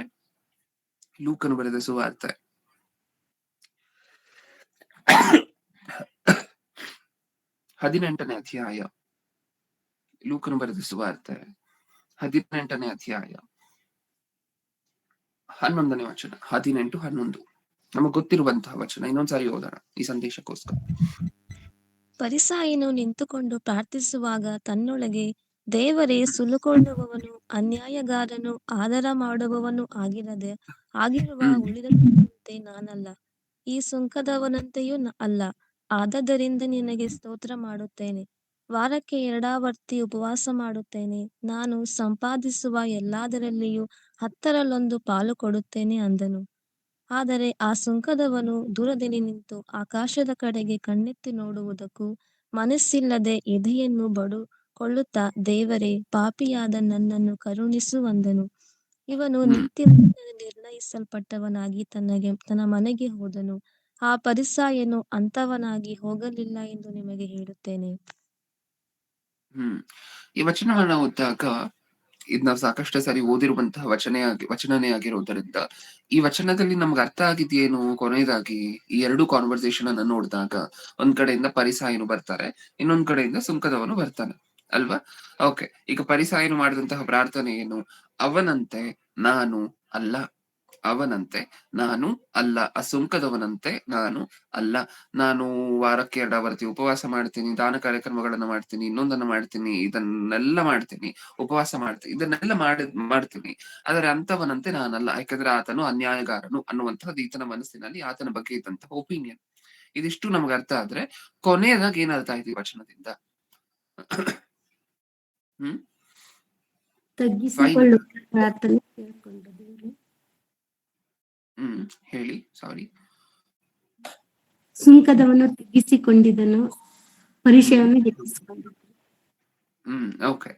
ಇಷ್ಟಕ್ಕೂ ಈ ವಚನವನ್ನು ಓದಿದಾಗ ನಾನ್ ಪಾಪಿ, ಪ್ರಪಂಚದಲ್ಲಿ ಇರುವಂತವರೆಲ್ಲ ಪಾಪಿಗಳೇನ? ಪ್ರಪಂಚದಲ್ಲಿ ಇರುವಂತವರೆಲ್ಲರೂ ಸಹ ಪಾಪಿಗಳೇನ? ಯಾರಾದ್ರೂ ನೀತಿವಂತರಿದಾರ? ಕಾರ್ಯಗಳ ನಿಮಿತ್ತ ಯಾರಾದ್ರೂ ನೀತಿವಂತರಿದಾರ? ಇಲ್ಲ. ಇಲ್ಲ. ತಾವು ಮಾಡುವಂತಹ ಕೆಲಸಗಳ ನಿಮಿತ್ತ ಯಾರಾದ್ರೂ ನೀತಿವಂತರಾಗಿದ್ದಾರ ಪ್ರಪಂಚದಲ್ಲಿ? ಇಲ್ಲ. ಹಾಗಿದ್ರೆ ಪ್ರಪಂಚದಲ್ಲಿ ಇರುವಂತವರೆಲ್ಲ ಪಾಪಿಗಳೇನ? ಪಾಪಿಗಳೇ. ಆ ಸತ್ಯ ಇಬ್ರಲ್ಲಿ ಯಾರಿಗ ಅರ್ಥ ಆಗಿದೆ ಹೇಳಿ? ನಾನು ಪಾಪಿ ಅನ್ನುವಂತಹ ಸತ್ಯ ಯಾರಿಗ ಅರ್ಥ ಆಗಿದೆ ಇಬ್ರಲ್ಲಿ? ಸುಂಕದವನಿಗೆ. ಆ ಸತ್ಯ ಯಾರಿಗ ಅರ್ಥ ಆಗಿಲ್ಲ? ಪರಿಸಾಯನಿಗೆ. ನಿಜಾನ? ಏಸು ಕ್ರಿಸ್ತರು ಯಾರಿಗೋಸ್ಕರ ಬಂದ್ರು ಅಂತ ಹೇಳಿ? ನೀತಿವಂತರಿಗೋಸ್ಕರನ ಪಾಪಿಗಳಿಗೋಸ್ಕರನ? ಪಾಪಿಗಳಿಗೋಸ್ಕರ. ಹಾಗಿದ್ರೆ ಇಲ್ಲಿ ಒಬ್ಬ ವ್ಯಕ್ತಿಗೆ ಒಂದು ವಿಚಾರ ಅರ್ಥನೇ ಆಗಿಲ್ಲ. ನಾನ್ ಪಾಪಿ ಅನ್ನುವಂತಹ ಸತ್ಯ ಈ ಇಬ್ಬರು ವ್ಯಕ್ತಿಗಳಲ್ಲಿ ಒಬ್ಬರಿಗೆ ಅರ್ಥನೇ ಆಗಿಲ್ಲ. ನಿಜಾನ? ನೀವು ಡಾಕ್ಟರ್ ಹತ್ರ ಯಾವಾಗ ಹೋಗ್ತೀರಾ ಪ್ರಿಯರೇ? ನೀವು ಡಾಕ್ಟರ್ ಹತ್ರ ಯಾವಾಗ ಹೋಗ್ತೀರಾ? ಸುಮ್ನೆ ಹೋಗುವಂತ ಅಭ್ಯಾಸ ಇದೆಯಾ ನಿಮ್ಗೆ? ಸುಮ್ನೆ ಹೋಗಿ ಡಾಕ್ಟರ್ ಕನ್ಸಲ್ಟೇಷನ್ ಫೀಸ್ ಕೊಟ್ಟು ಟ್ಯಾಬ್ಲೆಟ್ಸ್ ಅನ್ನ ತಗೊಂಡ್ ಬಂದು ಹಾಕೊಳ್ಳುವಂತ ಅಭ್ಯಾಸ ಇದೆಯಾ ನಿಮ್ಗೆ ಯಾರಿಗಾದ್ರೂ? ಇಲ್ಲ ಅಲ್ವಾ? ಡಾಕ್ಟರ್ ಹತ್ರ ಯಾವಾಗ ಹೋಗ್ತೀರಾ? ಏನಾದ್ರೂ ಒಂದು ಹೆಚ್ಚು ಕಮ್ಮಿ ಇದ್ರೆ, ನಿಮಗೆ ಒಂದು ಕಾಯಿಲೆ ಬಂದಿದೆ, ಅಥವಾ ತಪ್ಪಾಗಿ ಅರ್ಥ ಮಾಡ್ಕೋಬೇಡಿ, ರೋಗ ಅನ್ನುವಂತ ಪದ ಬಳಕೆ ಮಾಡ್ತಿದೀನಿ ಅಂತ. ನಿಮಗೊಂದು ಕಾಯಿಲೆ ಬಂದಿದೆ, ಅಥವಾ ನಿಮ್ಗೆ ಯಾವ್ದಾದ್ರು ಒಂದು ರೋಗ ಕಾಣಿಸ್ಕೊಂಡಿದೆ, ಅಥವಾ ನಿಮ್ಗೆ ಯಾವ್ದಾದ್ರು ಒಂದು ರೀತಿಯಾಗಿ ಅನಾರೋಗ್ಯ ಸಮಸ್ಯೆ ಇದೆ, ಅವಾಗಲ್ವಾ ನೀವು ಡಾಕ್ಟರ್ ಹತ್ರ ಹೋಗುವಂತಹದ್ದು. ನಿಜಾನ? ಸುಮ್ನೆ ಹೋಗ್ತೀರಾ? ಏನಾದ್ರೂ ಇದ್ರೆ ಹೋಗ್ತೀರಾ. ಪ್ರಪ್ರಥಮವಾಗಿ ನಿಮ್ಗೊಂದ್ ಸತ್ಯ ಅರ್ಥ ಆಗ್ಬೇಕು. ನೀವ್ ರೋಗಿ ಅನ್ನುವಂತಹ ಅಥವಾ ನೀವು ಅನಾರೋಗ್ಯಸ್ಥರು ಅನ್ನುವಂತಹ ಸತ್ಯ ನಿಮ್ಗೆ ಅರ್ಥ ಆದ್ರೆ ಎಲ್ಲಿಗೆ ಹೋಗ್ತೀರಾ? ಡಾಕ್ಟರ್ ಹತ್ರ. ನಿಮ್ಗೆ ಅನಾರೋಗ್ಯ ಇದೆ ಅಂತ ಹೇಳುವಂತಹ ಸತ್ಯ ನಿಮ್ಗೆ ಅರ್ಥ ಆದ್ರೆ ನೀವು ಡಾಕ್ಟರ್ ಹತ್ರ ಹೋಗ್ತೀರಾ. ಇಲ್ಲ ಅಂತ ಹೇಳಿದ್ರೆ ಮನೇಲಿ ಇರ್ತೀರಾ. ನಿಜಾನ? ಈಗ ಈ ಪರಿಸಾಯನಿಗೆ ತಾನು ಪಾಪಿ ಅನ್ನುವಂತ ಸತ್ಯನೇ ಅರ್ಥ ಆಗಿಲ್ವಂತೆ. ಅರ್ಥ ಆಗ್ಲಿಲ್ಲ ಅಂತ ಹೇಳಿದ್ರೆ ಈತನ ದೇವರ ಹತ್ರ ಬರ್ಲಿಕ್ಕಾಗತ್ತ? ನೀವ್ ಹೇಳಿ. ಈ ಪರಿಸಾಯನಕ್ಕೆ ನಾನು ಪಾಪಿ ಅನ್ನುವಂತಹದ್ದು ಅರ್ಥ ಆಗದೆ ಹೋದ್ರೆ ಯೇಸು ಕ್ರಿಸ್ತರು ಬಂದಿದೆ ವೇಸ್ಟ್ ಅಲ್ವಾ? ಇಷ್ಟಕ್ಕೂ ನಾನು ಪಾಪಿ ಅಲ್ಲ ಅನ್ನುವಂತಹದ್ದು ಈ ವ್ಯಕ್ತಿಯ ಕನ್ಸೆಪ್ಷನ್ ಆಗಿರೋದ್ರಿಂದ ನೀವ್ ಯೋಚನೆ ಮಾಡಿ ನೋಡಿ, ಯೇಸು ಕ್ರಿಸ್ತರು ಈ ಲೋಕಕ್ಕೆ ಬಂದಿದ್ದೆ ವೇಸ್ಟ್ ಅಲ್ವಾ? ಈ ವ್ಯಕ್ತಿಯ ಪರ್ಸ್ಪೆಕ್ಟಿವ್ ಅಲ್ಲೇ ಎಲ್ಲರೂ ಸಹ ಯೋಚನೆ ಮಾಡ್ತಾರೆ. ನಾನು ಪಾಪಿ ಅಲ್ಲ, ನಾನು ಪಾಪಿ ಅಲ್ಲ, ನಾನು ಪಾಪಿ ಅಲ್ಲ ಅಂತ ಅನ್ಕೊಂಡ್ರು ಅಂತ ಅನ್ಕೊಳ್ಳಿ ಎಲ್ಲರೂ ಸಹ. ಯೇಸು ಕ್ರಿಸ್ತರು ಏನಕ್ಕೆ ಬರ್ಬೇಕಾಗಿ ಬಂತು? ನಿಜಾನ? ನೀವ್ ಹೇಳ್ತಿರುವಂತಹದ್ದು ಯಾರ ಬಗ್ಗೆ? ನಿಮ್ಮ ಸುವಾರ್ತೆಯಲ್ಲಿ ಯೇಸು ಕ್ರಿಸ್ತರ ಬಗ್ಗೆನೆ. ಈಗ ನೀವ್ ಯಾರಿಗ್ ಸುವಾರ್ತೆ ಹೇಳ್ತಿದ್ದೀರೋ ಆ ವ್ಯಕ್ತಿಯ ಮನಸ್ಸು ನಾನ್ ಪಾಪಿ ಅಲ್ಲ ಅನ್ನುವಂತಹದ ಆ ವ್ಯಕ್ತಿಯ ಮನಸ್ಸಿನಲ್ಲಿ ಇದೆ ಅಂತ ಅನ್ಕೊಳ್ಳಿ. ಆ ವ್ಯಕ್ತಿ ನೀವ್ ಹೇಳಿರುವಂತ ಸುವಾರ್ತೆಯನ್ನ ಕೇಳ್ತಾನ ಇಲ್ವಾ ಅಂತ ಹೇಳಿ. ಇಲ್ಲ, ಕೇಳಲ್ಲ. ಹಾಗಾದ್ರೆ ನೀವು ಒಬ್ರಿಗೆ ಸುವಾರ್ತೆ ಹೇಳಿದಾಗ ಅವರ ಸುವಾರ್ತೆಯನ್ನ ಸ್ವೀಕಾರ ಮಾಡ್ಬೇಕು, ಅಂಗೀಕಾರ ಮಾಡ್ಬೇಕಂದ್ರೆ ಮುಖ್ಯವಾಗಿ ತನ್ನ ಮನಸ್ಸಿನಲ್ಲಿ ಇರ್ಬೇಕಾಗಿರುವಂತಹ ಭಾವನೆ ಏನು ಹೇಳಿ? ನಾನ್ ಪರಿಶುದ್ಧನು ಅಂತಾನ, ನಾನ್ ಪಾಪಿ ಅಂತಾನ? ಪಾಪಿ ಅಂತ. ನಾನು ಪಾಪಿ ಅನ್ನುವಂತಹದ್ದು ಪ್ರಪ್ರಥಮವಾಗಿ ಮನುಷ್ಯನಿಗೆ ಗೊತ್ತಿರ್ಬೇಕು. ನೀವ್ ಯಾರಿಗ್ ಸುವಾರ್ತೆ ಹೇಳ್ತಿದ್ದೀರೋ ಆ ವ್ಯಕ್ತಿ ನೀವ್ ಹೇಳುವಂತ ಸುವಾರ್ತೆಯನ್ನು ಅಕ್ಸೆಪ್ಟ್ ಮಾಡ್ಬೇಕು ಅಂತ ಹೇಳಿದ್ರೆ ಏನ್ ಗೊತ್ತಿರ್ಬೇಕು ಆ ವ್ಯಕ್ತಿಗೆ? ತನ್ನಲ್ಲಿರುವಂತಹ ರೋಗ ಗೊತ್ತಿರ್ಬೇಕು. ಅವಾಗೆ ಅಲ್ವಾ ವೈದ್ಯರನ್ನು ಹುಡ್ಕೊಂಡ್ ಬರುವಂತಹದ್ದು. ತಾನು ರೋಗಿ ಅಂತ ಅನ್ಕೊಂಡ್ರೆ ಅಲ್ವಾ ವೈದ್ಯರ ಹತ್ರ ಹೋಗುವಂತಹದ್ದು. ಯಾರಾದ್ರೂ ನೀವ್ ಯಾರಿಗಾದ್ರೂ ಸುವಾರ್ತೆ ಹೇಳಿದಾಗ ಅವರು ಇಲ್ಲ ಬ್ರದರ್ ನಾನು ಏನ್ ತಪ್ಪು ಮಾಡಿದೀನಿ, ನಾನ್ ಪಾಪನೇ ಮಾಡ್ತಿಲ್ಲ ನನ್ನ ಜೀವನದಲ್ಲಿ, ನೀಟಾಗಿ ದುಡ್ಕೊಂಡು ನನ್ನ 2 ಮಕ್ಕಳುಗಳನ್ನ ಸಾಕೊಂಡು ಅವ್ರನ್ನ ಶಾಲೆಗೆ ಕಳಿಸ್ಕೊಂಡು ಅವ್ರಿಗೆ ಫೀಸ್ ಗಳನ್ನ ಕಟ್ಕೊಂಡು ನೀಟಾಗಿ ನಿಯತ್ತಾಗಿ ದುಡ್ಕೊಂಡು ಹೋಗ್ತಿದ್ದೀನಿ, ನನ್ ತಪ್ಪೇ ಇಲ್ಲ, ನನ್ನ ಜೀವನದಲ್ಲಿ ಒಂದೂ ಸಹ ಪಾಪ ಅನ್ನುವಂತಹದ್ದೇ ಇಲ್ಲ. ನೀವ್ ಹೋಗಿ ಹೇಳ್ತೀರಾ ಬ್ರದರ್ ಭೂಮಿ ಮೇಲೆ ಇರುವಂತವರೆಲ್ಲ ಪಾಪಿಗಳೇ, ನೀತಿವಂತರು ಇಲ್ಲ, ಒಬ್ಬರಾದರೂ ಇಲ್ಲ ಅಂತ ನೀವ್ ಹೇಳ್ತೀರಾ. ಆಗ ವ್ಯಕ್ತಿ ನಾನ್ ಪಾಪಿ ಅಲ್ಲ ಬ್ರದರ್, ನಾನ್ ಏನ್ ತಪ್ಪು ಮಾಡ್ತಿಲ್ಲ, ನೀವ್ ಪಾಪಿ ಆಗಿದ್ರು ಆಗಿರ್ಬೋದೇನೋ, ನಾನು ಪಾಪಿ ಅಲ್ಲ, ನಾನ್ ನಿಯತ್ತಾಗಿ ಜೀವನ ಮಾಡ್ತಿದ್ದೀನಿ, ಒಬ್ರು ತಂಟೆಗೆ ಹೋಗಲ್ಲ, ಒಂದ್ ಜಗಳಕ್ಕೆ ಹೋಗೋದಿಲ್ಲ, ಒಂದ್ ಸುಳ್ಳು ಹೇಳೋದಿಲ್ಲ, ಒಂದ್ ತಪ್ಪು ಮಾಡೋದಿಲ್ಲ ಅಂತ ಅಂದ್ರು ಅಂತ ಅನ್ಕೊಳ್ಳಿ. ಅವರಿಗೆ ನೀವ್ ಹೇಳುವಂತಹ ವಾಕ್ಯ ಹತ್ತೋದಿಲ್ಲ. ಅಟ್ಲೀಸ್ಟ್ ಈಗ ಅವ್ರ ಯಾವಾಗ್ವರೆಗೂ ಅವರ ಮನಸ್ಸಿನಲ್ಲಿ ನಾನ್ ಪಾಪಿ ಅಲ್ಲ ಅನ್ನುವಂತಹ ಭಾವನೆ ಇರುತ್ತೋ ಅವಾಗ್ವರೆಗೂ ನೀವು ಹೇಳುವಂತಹ ಮಾತು ಅವರಿಗೆ ಅರ್ಥ ಆಗೋದಿಲ್ಲ, ಹತ್ತೋದು ಇಲ್ಲ. ಯಾಕೆ ಯಾಕೆ ಇವಾಗಾಗ್ಲೇ ಮಾತಾಡ್ಕೊಂಡಿದೀವಲ್ವಾ, ನಿಮಗೆ ಒಂದು ಕಾಯಿಲೆ ಇದೆ ಅಥವಾ ನಿಮಗೆ ಅನಾರೋಗ್ಯ ಇದೆ ಅಂತ ಹೇಳಿ ನಿಮಗ್ ಗೊತ್ತಾದ್ರೆ ಅಲ್ವಾ ನೀವು ನಂಬಬೇಕು ಫಸ್ಟ್. ಅದಾದ್ರೆ ಅಲ್ವಾ ನೀವು ಡಾಕ್ಟರ್ ಹತ್ರ ಹೋಗುವಂತದ್ದು. ನಿಜಾನ? ಇವ್ರು ಪಾಪಿ ಅನ್ನುವಂತಹ ಮನೋಭಾವ ಇದ್ರೆ ಅಲ್ವಾ ಇವ್ರಿಗೆ ದೇವ್ರ ಬಗ್ಗೆ ನೀವೇನಾದ್ರು ಹೇಳಿದಾಗ, ಕ್ರಿಸ್ತನ ಬಗ್ಗೆ ಏನಾದ್ರು ಹೇಳಿದಾಗ ಆ ಕ್ರಿಸ್ತನ ಬಂದಿದ್ದು ನಮಗೋಸ್ಕರನೇ ಅಂತ ಅರ್ಥ ಆಗುವಂತಹದ್ದು. ಅವ್ರಿಗೆ ಭಾವನೆನೇ ಇಲ್ಲ, ನಾನ್ ಪಾಪಿ ಅನ್ನುವಂತಹ ಭಾವನೆನೇ ಇಲ್ಲ. ಹೇಗೆ ಅರ್ಥ ಆಗ್ಬೇಕು ನೀವು ಹೇಳುವಂತಹ ಮಾತು? ನಿಜನಾ? ಪ್ರಪ್ರಥಮವಾಗಿ ಇವತ್ತು ಓಪನ್ ಮಾಡಿದ ತಕ್ಷಣ ಸಂದೇಶವನ್ನು ನಾವು ಆಲೋಚನೆ ಮಾಡಿದಂತಹ ಮೊದಲನೇ ಪಾಯಿಂಟ್, ಕೆಲವರ ಹೃದಯ ವಜ್ರದಷ್ಟು ಕಠಿಣವಾಗಿರುತ್ತೆ. ಅದು ಫಸ್ಟ್ ಪಾಯಿಂಟ್ ಅಲ್ವಾ ನಾವು ಆಲೋಚನೆ ಮಾಡಿದಂತಹದ್ದು. ಸೆಕೆಂಡ್ ಪಾಯಿಂಟ್ ಏನು? ಸರಿಯಾಗಿ ಕೇಳಿಸ್ಕೊಳ್ಳೋದಿಲ್ಲ. ಕೇಳಿರುವಂತಹ ಮಾತು ಶಬ್ದ ಕಿವಿಗೆ ಏನ್ ಬೀಳ್ತದೆ ಆ ಶಬ್ದವನ್ನ ಒಳಗಡೆ ಮನಸ್ಸಿಗೆ ತಗೊಳ್ತಿಲ್ಲ. ಅದ್ ಸೆಕೆಂಡ್ ಪಾಯಿಂಟ್ ಆಲೋಚನೆ ಮಾಡಿದಂತಹದ್ದು. ಈಗ ಮೂರನೇ ಪಾಯಿಂಟ್ ಏನ್ ಅರ್ಥ ಮಾಡ್ಕೊಳ್ತಿದೀವಿ? ಒಬ್ಬ ವ್ಯಕ್ತಿ ರೋಗಿ ನಾನು ಅಂತ ಹೇಳಿ ಗುರುತಿಸಿದ್ರೆ ಮಾತ್ರ ತಾನು ಕ್ರಿಸ್ತನ ಹತ್ರ ಬರ್ಲಿಕ್ಕೆ ಸಾಧ್ಯ. ನಾನು ರೋಗಿ ಅಂತ ಹೇಳಿ ಒಬ್ಬ ಮನುಷ್ಯ, ನನ್ನ ಆತ್ಮಕ್ಕೆ ಸಂಬಂಧಪಟ್ಟಿರುವಂತಹ ರೋಗಿ, ನನ್ನಲ್ಲಿ ಪಾಪ ಇದೆ, ನಾನ್ ಪಾಪಿ ಅನ್ನುವಂತಹ ಸತ್ಯವನ್ನ ಒಬ್ಬ ಮನುಷ್ಯ ಗುರುತಿಸಿದ್ರೆ ಮಾತ್ರ ತಾನು ಕ್ರಿಸ್ತನ ಹತ್ರ ಬರ್ಲಿಕ್ಕೆ ಸಾಧ್ಯ, ತಾನು ರಕ್ಷಣೆ ಹೊಂದಲಿಕ್ಕೆ ಸಾಧ್ಯ. ನನಗೆ ರಕ್ಷಣೆ ಬೇಕು ಅಂತ ಅನ್ಸುವಂತಹದ್ದು ಯಾವಾಗ? ಪಾಪದಲ್ಲಿದ್ದಾಗ. ಇಷ್ಟಕ್ಕೂ ನಾನು ಪಾಪದಲ್ಲಿ ನಾನು ಪರಿಶುದ್ಧನು ಅಂತ ಒಬ್ಬ ಮನುಷ್ಯನಿಗೆ ಅನ್ನಿಸ್ತಿರ್ಬೇಕಾದ್ರೆ ರಕ್ಷಣೆ ಏನಕ್ಕೋಸ್ಕರ ಬೇಕಿಲ್ಲ? ಯೇಸು ಕ್ರಿಸ್ತರನ್ನ ನಂಬ್ಕೊಂಡು ದೀಕ್ಷಾ ಸ್ನಾನ ಏನಕ್ಕೋಸ್ಕರ ತಗೋಬೇಕಿಲ್ಲ? ಹೌದಾ? ಈ ಸತ್ಯ ಪ್ರಪ್ರಥಮವಾಗಿ ಮನುಷ್ಯನಿಗೆ ಅರ್ಥ ಆಗ್ಬೇಕು. ಅವಾಗ ಮಾತ್ರ ನೀವ್ ಹೇಳುವಂತಹ ಮಾತು ಒಂದ್ ಸ್ವಲ್ಪ ಆದ್ರೂ ತಲೆಗೆ ಹೋಗುತ್ತೆ. ತಾನು ಪಾಪಿ ಅನ್ನುವಂತಹದನ್ನ ಗುರುತಿಸ್ಬೇಕು. ತಾನು ರೋಗಿ ಅಂತ ಗುರುತಿಸಿದ್ರೆ ಮಾತ್ರ ಅಲ್ವಾ ಡಾಕ್ಟರ್ ಹತ್ರ ಹೋಗುವಂತಹದ್ದು. ತಾನು ಪಾಪಿ ಅಂತ ತಾನು ಪಾಪಿ ಅನ್ನುವಂತಹ ಮನೋಭಾವ ಇಲ್ಲದೆ ಹೋದ್ರೆ ತಾನೇ ಇಲ್ಲಿ ಕ್ರಿಸ್ತನ ಹತ್ರ ಹೆಂಗ್ ಬರ್ಲಿಕ್ಕೆ ಸಾಧ್ಯ? ಆಗೋದಿಲ್ಲ ಅಲ್ವಾ? ಇದು ನಾವು ಆಲೋಚನೆ ಮಾಡಿದಂತಹ ಥರ್ಡ್ ಪಾಯಿಂಟ್. ಇನ್ನ ಇದಕ್ಕೆ ರಿಲೇಟ್ ಆಗಿರುವಂತಹ ಇನ್ನೊಂದು ವಚನವನ್ನ ನೋಡೋಣ. ಇದಕ್ಕೆ ಈ ಥರ್ಡ್ ಪಾಯಿಂಟ್ ಗೆ ರಿಲೇಟ್ ಆಗಿರುವಂತಹ ಇನ್ನೊಂದು ವಚನವನ್ನ ನೋಡೋಣ. ಜ್ಞಾನೋಕ್ತಿಗಳು 12ನೇ ಅಧ್ಯಾಯ. ಜ್ಞಾನೋಕ್ತಿಗಳು 12ನೇ ಅಧ್ಯಾಯ 1ನೇ ವಚನದಿಂದ. ತಿಳುವಳಿಕೆಯನ್ನು ಪ್ರೀತಿಸುವವನು ಶಿಕ್ಷಣವನ್ನು ಪ್ರೀತಿಸುತ್ತಾನೆ, ಪಶುಪ್ರಾಯನು ಗದರಿಕೆಯನ್ನು ದ್ವೇಷಿಸುತ್ತಾನೆ. ಯೆಹೋವನು ತಿಳುವಳಿಕೆಯನ್ನು ಪ್ರೀತಿಸುವವನು ಶಿಕ್ಷಣವನ್ನು ಪ್ರೀತಿಸುತ್ತಾನೆ. ನೀವು ಸತ್ಯವೇದದಲ್ಲಿ ಯಾವ ಮಾತನ್ನು ತಗೊಂಡು ಸುವಾರ್ತೆ ಹೇಳಲಿಕ್ಕೆ ಹೋದ್ರು ಅದೆಲ್ಲ ಏನು? ತಿಳುವಳಿಕೆ ಅಲ್ವಾ? ಜ್ಞಾನ ಅಲ್ವಾ ಸತ್ಯವೇದದಲ್ಲಿ ಇರುವಂತಹದ್ದು. ಅದನ್ನ ತಿಳುವಳಿಕೆ ಅಂತ ಹೇಳಿ ಕರಿಬೋದ? ನೀವ್ ಅದನ್ನ ಇನ್ನೊಬ್ರಿಗೆ ಹೇಳ್ಬೇಕಾದ್ರೆ ನೀವು ಇನ್ನೊಬ್ಬರಿಗೆ ವಾಕ್ಯವನ್ನ ಹೇಳ್ತಿದ್ದೀರಾ, ಸತ್ಯವೇದದಲ್ಲಿರುವಂತಹ ಮಾತನ್ನ ಹೇಳ್ತಿದ್ದೀರಾ ಅಂದ್ರೆ ನೀವು ಇಂಡೈರೆಕ್ಟ್ ಆಗಿ ಏನ್ ಹೇಳ್ತಿದ್ದೀರಾ ಅಂತ ಹೇಳಿ ಅದರ ಅರ್ಥ ಈ ವಚನದ ಪ್ರಕಾರ ತಿಳುವಳಿಕೆಯನ್ನ, ನೀವು ಹೇಳ್ತಿರುವಂತಹ ವಾಕ್ಯ ತಿಳುವಳಿಕೆಯನ್ನ ಮೂಡಿಸುವಂತಹದ್ದು, ಹೆಚ್ಚಿಸುವಂತಹದ್ದು. ಹೌದಲ್ವಾ? ನೀವ್ ಇನ್ನೊಬ್ಬರಿಗೆ ತಿಳುವಳಿಕೆಯನ್ನ ಹೇಳಲಿಕ್ಕೆ ಹೋಗ್ತಿದ್ದೀರಾ. ಓಕೆ, ಆ ತಿಳುವಳಿಕೆಯನ್ನು ಹೇಳಿದಾಗ ಹೆಂಗಿರತ್ತಂತೆ ಅವ್ರ ಮನಸ್ಸುಗಳು? ತಿಳುವಳಿಕೆಯನ್ನು ಪ್ರೀತಿಸುವವನು ಶಿಕ್ಷಣವನ್ನು ಪ್ರೀತಿಸುತ್ತಾನೆ. ನೀವು ಹೇಳ್ತಿರುವಂತಹ ಜ್ಞಾನವನ್ನು ಪ್ರೀತಿ ಮಾಡಿದ್ರೆ ಆ ವ್ಯಕ್ತಿ, ಶಿಕ್ಷಣ ಅಂತ ಹೇಳಿದ್ರೆ ಟ್ರೈನಿಂಗ್, ಹೌದಾ? ಆ ಟ್ರೈನಿಂಗ್ ಅನ್ನ ಅಕ್ಸೆಪ್ಟ್ ಮಾಡ್ಲಿಕ್ಕೂ ಸಹ, ಸ್ವೀಕಾರ ಮಾಡ್ಲಿಕ್ಕೂ ಸಹ ಅವ್ನು ಸಿದ್ಧನಾಗಿರ್ತಾನೆ. ತನ್ನ ಜೀವನದಲ್ಲಿ ನೀವು ಹೇಳ್ತಿರುವಂತಹ ಮಾತೆಲ್ಲ ಅಳವಡಿಕೆಗೆ ತಗೊಂಡು ನೀವು ಹೇಳ್ತಿರುವಂತಹ ಮಾತನ್ನ ತನ್ನ ಜೀವನದಲ್ಲಿ ಅಳವಡಿಸ್ಕೊಂಡ್ರೆ ಅದೇ ಟ್ರೈನಿಂಗ್. ಹೌದಲ್ವಾ? ಹಾಗಾದ್ರೆ ನೀವು ಹೇಳ್ತಿರುವಂತಹ ಮಾತನ್ನ ಪ್ರೀತಿ ಮಾಡುವಂತವರು ನೀವು ಹೇಳ್ತಿರುವಂತಹ ಮಾತನ್ನ ತಮ್ಮ ಜೀವನದಲ್ಲಿ ಅಳವಡಿಸ್ಕೊಳ್ತಾರೆ. ಹೌದಾ? ಇನ್ನೊಂದು ವರ್ಗದ ಜನ ಇರ್ತಾರಂತೆ, ಇವ್ರೆಂತವ್ರಂತೆ, ಪಶುಪ್ರಾಯನು ಗದರಿಕೆಯನ್ನು ದ್ವೇಷಿಸುತ್ತಾನೆ. ಪಶುಪ್ರಾಯನು, ಪ್ರಪ್ರಥಮವಾಗಿ ನೀವು ಹೇಳ್ತಿರುವಂತ ಸುವಾರ್ತೆಯನ್ನ ಅಕ್ಸೆಪ್ಟ್ ಮಾಡ್ಬೇಕು ಅಂದ್ರೆ ಅವರು ಮನುಷ್ಯರಾಗಿರ್ಬೇಕು. ಏನಾಗಿರ್ಬೇಕು? ಮನುಷ್ಯರಾಗಿರ್ಬೇಕು. ಬ್ರದರ್, ನಾವು ಮನುಷ್ಯರಿಗೆ ಅಲ್ವಾ ಹೇಳುವಂತಹದ್ದು. ಯಾವತ್ತು ಸಿಂಹಕ್ಕೆ, ಹುಲಿಗೆ, ನಾಯಿಗೆ, ಬೆಕ್ಕಿಗೆ, ಇಲಿಗೆಲ್ಲ ಸುವಾರ್ತೆಯನ್ನು ಹೇಳಿಲ್ವಲ್ಲ ಅಂತ ಹೇಳಿ ಕೇಳಿದ್ರೆ, ಎದುರುಗಿರುವಂತಹ ವ್ಯಕ್ತಿಯ ರೂಪದಲ್ಲೇ ಇರ್ತಾನೆ, ಮನುಷ್ಯನ ರೂಪದಲ್ಲೇ ಇರ್ತಾನೆ. ಆದ್ರೆ ಆತನಲ್ಲಿರುವಂತಹದ್ದು ಏನು? ಇವಾಗ ನಾವು ಓದಂತಹ ವಚನದ ಪ್ರಕಾರ ಈಗ ನಾವು ಓದಂತಹ ವಚನದ ಪ್ರಕಾರ ಆತನಲ್ಲಿರುವಂತಹದ್ದು ಏನು? ಮನುಷ್ಯನ ರೂಪದಲ್ಲೇ ಇದ್ರೂ ಸಹ ಪಶುಪ್ರಾಯ. ಹೌದಾ? ಪ್ರಾಣಿಗಳಿಗಿರುವಂತಹ ಗುಣ. ನೀವು ಪ್ರಾಣಿಗಳಿಗೆ ಎಷ್ಟು ಜೋರಾಗಿ ಹೇಳಿದ್ರು ಸಹ ಏನೂ ಅರ್ಥ ಆಗೋದಿಲ್ಲ. ನಿಜನ? ನೀವ್ ಏನೇನ್ ಮಾಡ್ಲಿಕ್ಕೆ ಪ್ರಯತ್ನ ಪಟ್ರು ಅದರ ಮುಂದೆ ಅದಕ್ಕೆ ಏನೂ ಅನ್ಸೋದಿಲ್ಲ. ನಿಜನ? ಅದಕ್ಕೆ ಸಾಕಷ್ಟು ಜನ ಬೇರೆ ಬೇರೆ ಪ್ರಾಬ್ಗಳನ್ನು ಬಳಕೆ ಮಾಡ್ತಿರ್ತಾರೆ. ಎಮ್ಮೆ ಮೇಲೆ ಮಳೆ ಸೋದಂಗೆ ಕೇಳಿದೀವ? ಅದಕ್ಕೆ ಮಳೆ ಬಂದರೂ ಸಹ ಅದು ಹೋಗುವಂತ ಸ್ಪೀಡಲ್ಲೇ ಹೋಗುವಂತಹದ್ದು. ಎಮ್ಮೆ, ನಿಜಾನ? ಬಫೆಲೋ, ಇದನ್ನೆಲ್ಲ ನೋಡಿದಾಗ ನಿಮಗೆ ಏನ್ ಅನ್ಸುತ್ತೆ? ನೀವ್ ಏನ್ ಮಾಡಿದ್ರು ಆ ಪ್ರಾಣಿಗಳಿಗೆ ಏನು ಅರ್ಥ ಆಗೋದಿಲ್ಲ. ಆ ಗುಣವನ್ನ ಹೊಂದಿರುವಂತಹ ಮನುಷ್ಯನ ಹತ್ರ ಹೋಗಿ ನೀವು ಹೇಳ್ತಿದ್ದೀರಾ ಅಂತ ಅನ್ಕೊಳ್ಳಿ. ಹೇಳ್ಬಾರ್ದು ಅಂತಲ್ಲ. ಇಲ್ಲಿ ತುಂಬಾ ಕೇರ್ಫುಲ್ ಆಗಿ ಒಂದು ವಿಚಾರವನ್ನು ಅಬ್ಸರ್ವ್ ಮಾಡ್ಬೇಕು. ಎಲ್ಲರ ಹತ್ರನೂ ಸುವಾರ್ತೆ ಹೇಳ್ಬೇಕು. ಅದರಲ್ಲಿ ಯಾರು ಯಾವಾಗ ಮಾರ್ಪಡ್ತಾರೋ ನಮಗಂತೂ ಗೊತ್ತಿಲ್ಲ. ಆದ್ರೆ ಎಲ್ಲರ ಹತ್ರ ಸುವಾರ್ತೆ ಸಾರುವಂತ ಸಾರ್ಲೇಬೇಕು. ಈ ಸಂದೇಶವನ್ನ ಏನಕ್ಕೋಸ್ಕರ ಆಲೋಚನೆ ಮಾಡ್ತಿದೀವಿ? ಮತ್ತೆ ನೀವ್ ಹೇಳುವಂತ ಸುವಾರ್ತೆಯನ್ನ ಎಲ್ಲರೂ ಕೇಳದೇ ಇರ್ಬೋದು. ಆ ಸತ್ಯ ಅರ್ಥ ಆಗ್ಲಿಕ್ಕೋಸ್ಕರ ಈ ಸಂದೇಶವನ್ನ ನೋಡ್ತಿದ್ದೀವಿ.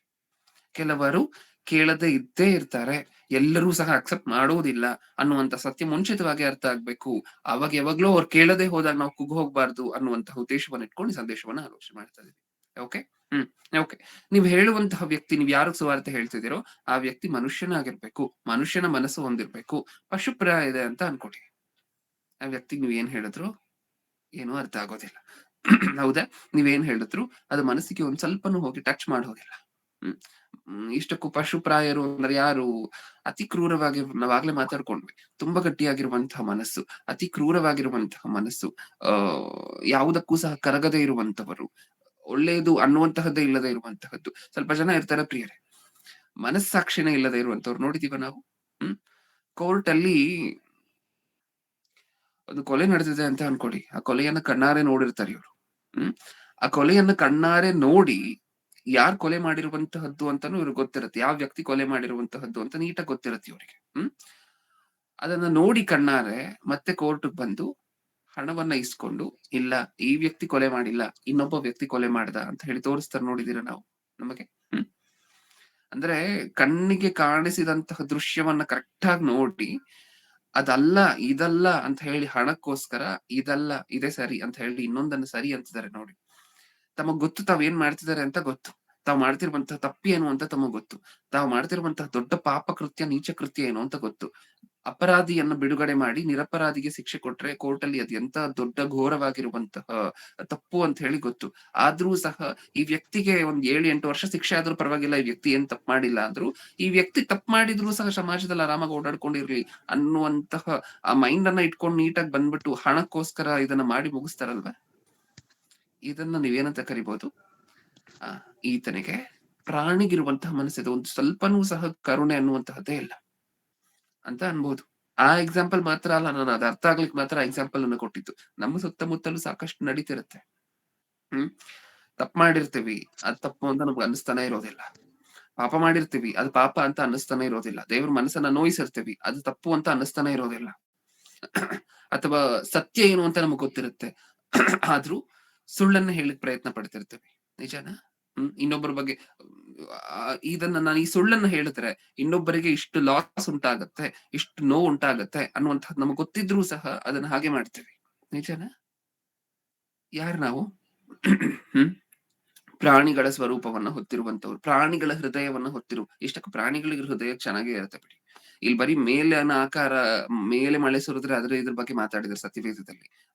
ಪ್ರಾಣಿಗಳಿಗೆ ಅಷ್ಟಕ್ಕೂ ಪ್ರಾಣಿಗಳ ಹೃದಯದಲ್ಲಿ ಅಟ್ಲೀಸ್ಟ್ ಮನುಷ್ಯರಿಗಿಂತ ಚೆನ್ನಾಗಿರುವಂತಹ ದಯೆ ಕರುಣೆ ಇರ್ಬೋದೇನೋ. ಆದ್ರೆ ಮನುಷ್ಯರಿಗೆ ಅದು ಇಲ್ಲದೆ ಆಗೋಗಿದೆ. ನಿಜಾನ? ಇವಾಗ ನಾವು ಮಾತಾಡ್ಕೊಳ್ತಿದೀವಲ್ವ, ಪಶುಪ್ರಾಯನು ನೀಟಾಗಿ ಪ್ರಾಣಿಗಳಿಗಿರುವಂತಹ ಮನಸ್ಥಿತಿ. ಯಾಕಂದ್ರೆ ಅವುಗಳಿಗೆ ಅರ್ಥ ಆಗೋದಿಲ್ಲ. ಅವ್ರ ಮನಸ್ಸಲ್ಲಿ ಕರುಣೆ ಅನ್ನುವಂತಹದ್ದಿದ್ರೂ ಸಹ, ಒಂದು ನಾಯಿಗೆ ತನ್ನ ಮಾಲೀಕನ ಮೇಲೆ ಕರುಣೆ ಇರುತ್ತೆ. ನಿಜಾನ? ಆದ್ರೆ ಏನಾದ್ರೂ ಒಂದು ಮಾಲೀಕನಿಗೆ ಒಂದು ದೊಡ್ಡ ರೀತಿಯಾಗಿರುವಂತಹ ಹಾನಿ ಏನಾದ್ರೂ ಹತ್ರ ಬಂದಾಗ, ಎಕ್ಸ್ಟರ್ನಲಿ ಅಲ್ಲ, ಯಾವ್ದಾದ್ರು ಒಂದು ಇಂಜೆಕ್ಷನ್, ವಿಷಕಾರಿಯಾಗಿರುವಂತ ಇಂಜೆಕ್ಷನ್ ಯಾರಾದ್ರೂ ತಗೊಂಡ್ ಬರ್ತಿದ್ದಾರೆ ಅಂತ ಅನ್ಕೊಳ್ಳಿ. ಅದ್ರಲ್ಲಿರುವಂತಹದ್ ವಿಷ ಅಂತ ಪಾಪ ನಾಯಿಗೆ ಗೊತ್ತಾಗದೆ ಇರ್ಬೋದು. ನಾನು ಅದನ್ನ ಹೇಳ್ತಿರುವಂತಹದ್ದಿಲ್ಲಿ. ಆ ಪ್ರಾಣಿಗಳಿಗೆ ವಿವೇಕ ಅನ್ನುವಂತಹದ್ದು ಇರೋದಿಲ್ಲ ನೋಡಿ. ಆ ರೀತಿಯಾಗಿ ಬಿಹೇವ್ ಮಾಡ್ತಿದ್ದಾರೆ ಮನುಷ್ಯರು. ಆ ರೀತಿಯಾಗಿ ಬಿಹೇವ್ ಮಾಡ್ತಿರುವಂತಹ ಮನುಷ್ಯರಿಗೆ ನೀವ್ ಎಷ್ಟ್ ಹೇಳಿದ್ರು ಸುವಾರ್ತೆಯನ್ನ, ಅವ್ರಿಗೇನು ಅರ್ಥ ಆಗೋದಿಲ್ಲ. ನಿಜಾನ? ಅವ್ರ ಮನಸ್ಸಿಗೆ ಅದು ತಗೊಳ್ಳೋದೇ ಇಲ್ಲ. ಯಾಕೆ? ಪ್ರಾಣಿಗಳಿಗೆ ಇಲ್ಲದಂತಿರುವಂತಹ ವಿವೇಕವನ್ನ ಇವರು ಹೊಂದಿದ್ದಾರೆ. ವಿವೇಕ ಇಲ್ಲದೆ ಇರುವಂತಹ ಗುಣವನ್ನ ಇವರು ಹೊಂದಿದ್ದಾರೆ. ಏನು ಅರ್ಥ ಆಗೋದಿಲ್ಲ, ಏನು ಒಳಗಡೆ ಹೋಗೋದಿಲ್ಲ. ಅಂತವರಿಗೂ ನಾವ್ ಹೇಳ್ತಿರುವಂತ ಸುವಾರ್ತೆ ಅರ್ಥ ಆಗೋದಿಲ್ಲ.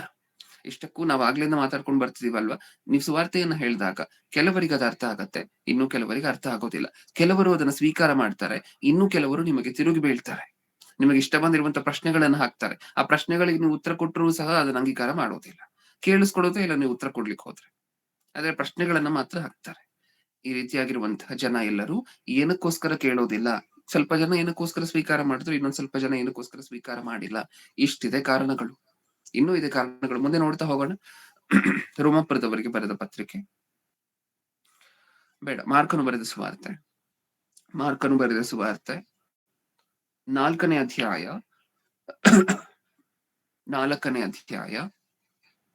18ನೇ ವಚನ. 4:18.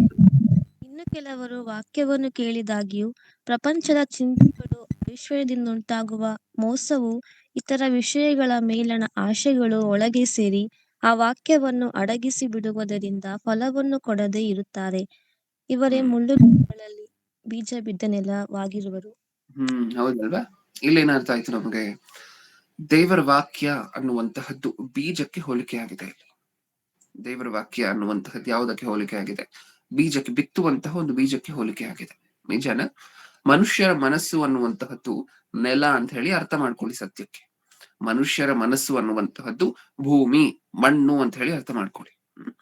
ಈಗ ದೇವರ ವಾಕ್ಯ ಅನ್ನುವಂತಹ ಬೀಜ ಬಿತ್ತಲ್ಪಡ್ಬೇಕು ಅಂದ್ರೆ ಆ ಮಣ್ಣಲ್ಲಿ ಏನಿರ್ಬೇಕು ಹೇಳಿ? ಈಗಾಗ್ಲೇ ಸುಮಾರು ಸಾಕಷ್ಟು ನೂರಾರು ಚಿಕ್ಕ ನೆಲ ಇದೆ ಅಂತ ಅನ್ಕೊಳ್ಳಿ. ಆ ಚಿಕ್ಕ ನೆಲದಲ್ಲಿ ನೂರಾರು ಬೀಜಗಳನ್ನ ಹಾಕಿ ನೂರಾರು ಗಿಡಗಳನ್ನ ಬೆಳೆದಿದ್ದಾರೆ. ಈಗ ನೀವು ಮತ್ತೊಂದು ಬಿತ್ತುವಂತಹ ಬೀಜವನ್ನು ತಗೊಂಡು ಹೋಗಿ ಹಾಕಿದ್ರೆ ಮತ್ತೆ ಗಿಡ ಬರುತ್ತಾ? ಚಿಕ್ಕ ನೆಲದಲ್ಲಿ ಈಗಾಗ್ಲೇ ಸಾಕಷ್ಟು ಬೀಜ ಬಿತ್ತಲ್ಪಟ್ಟಿದೆ.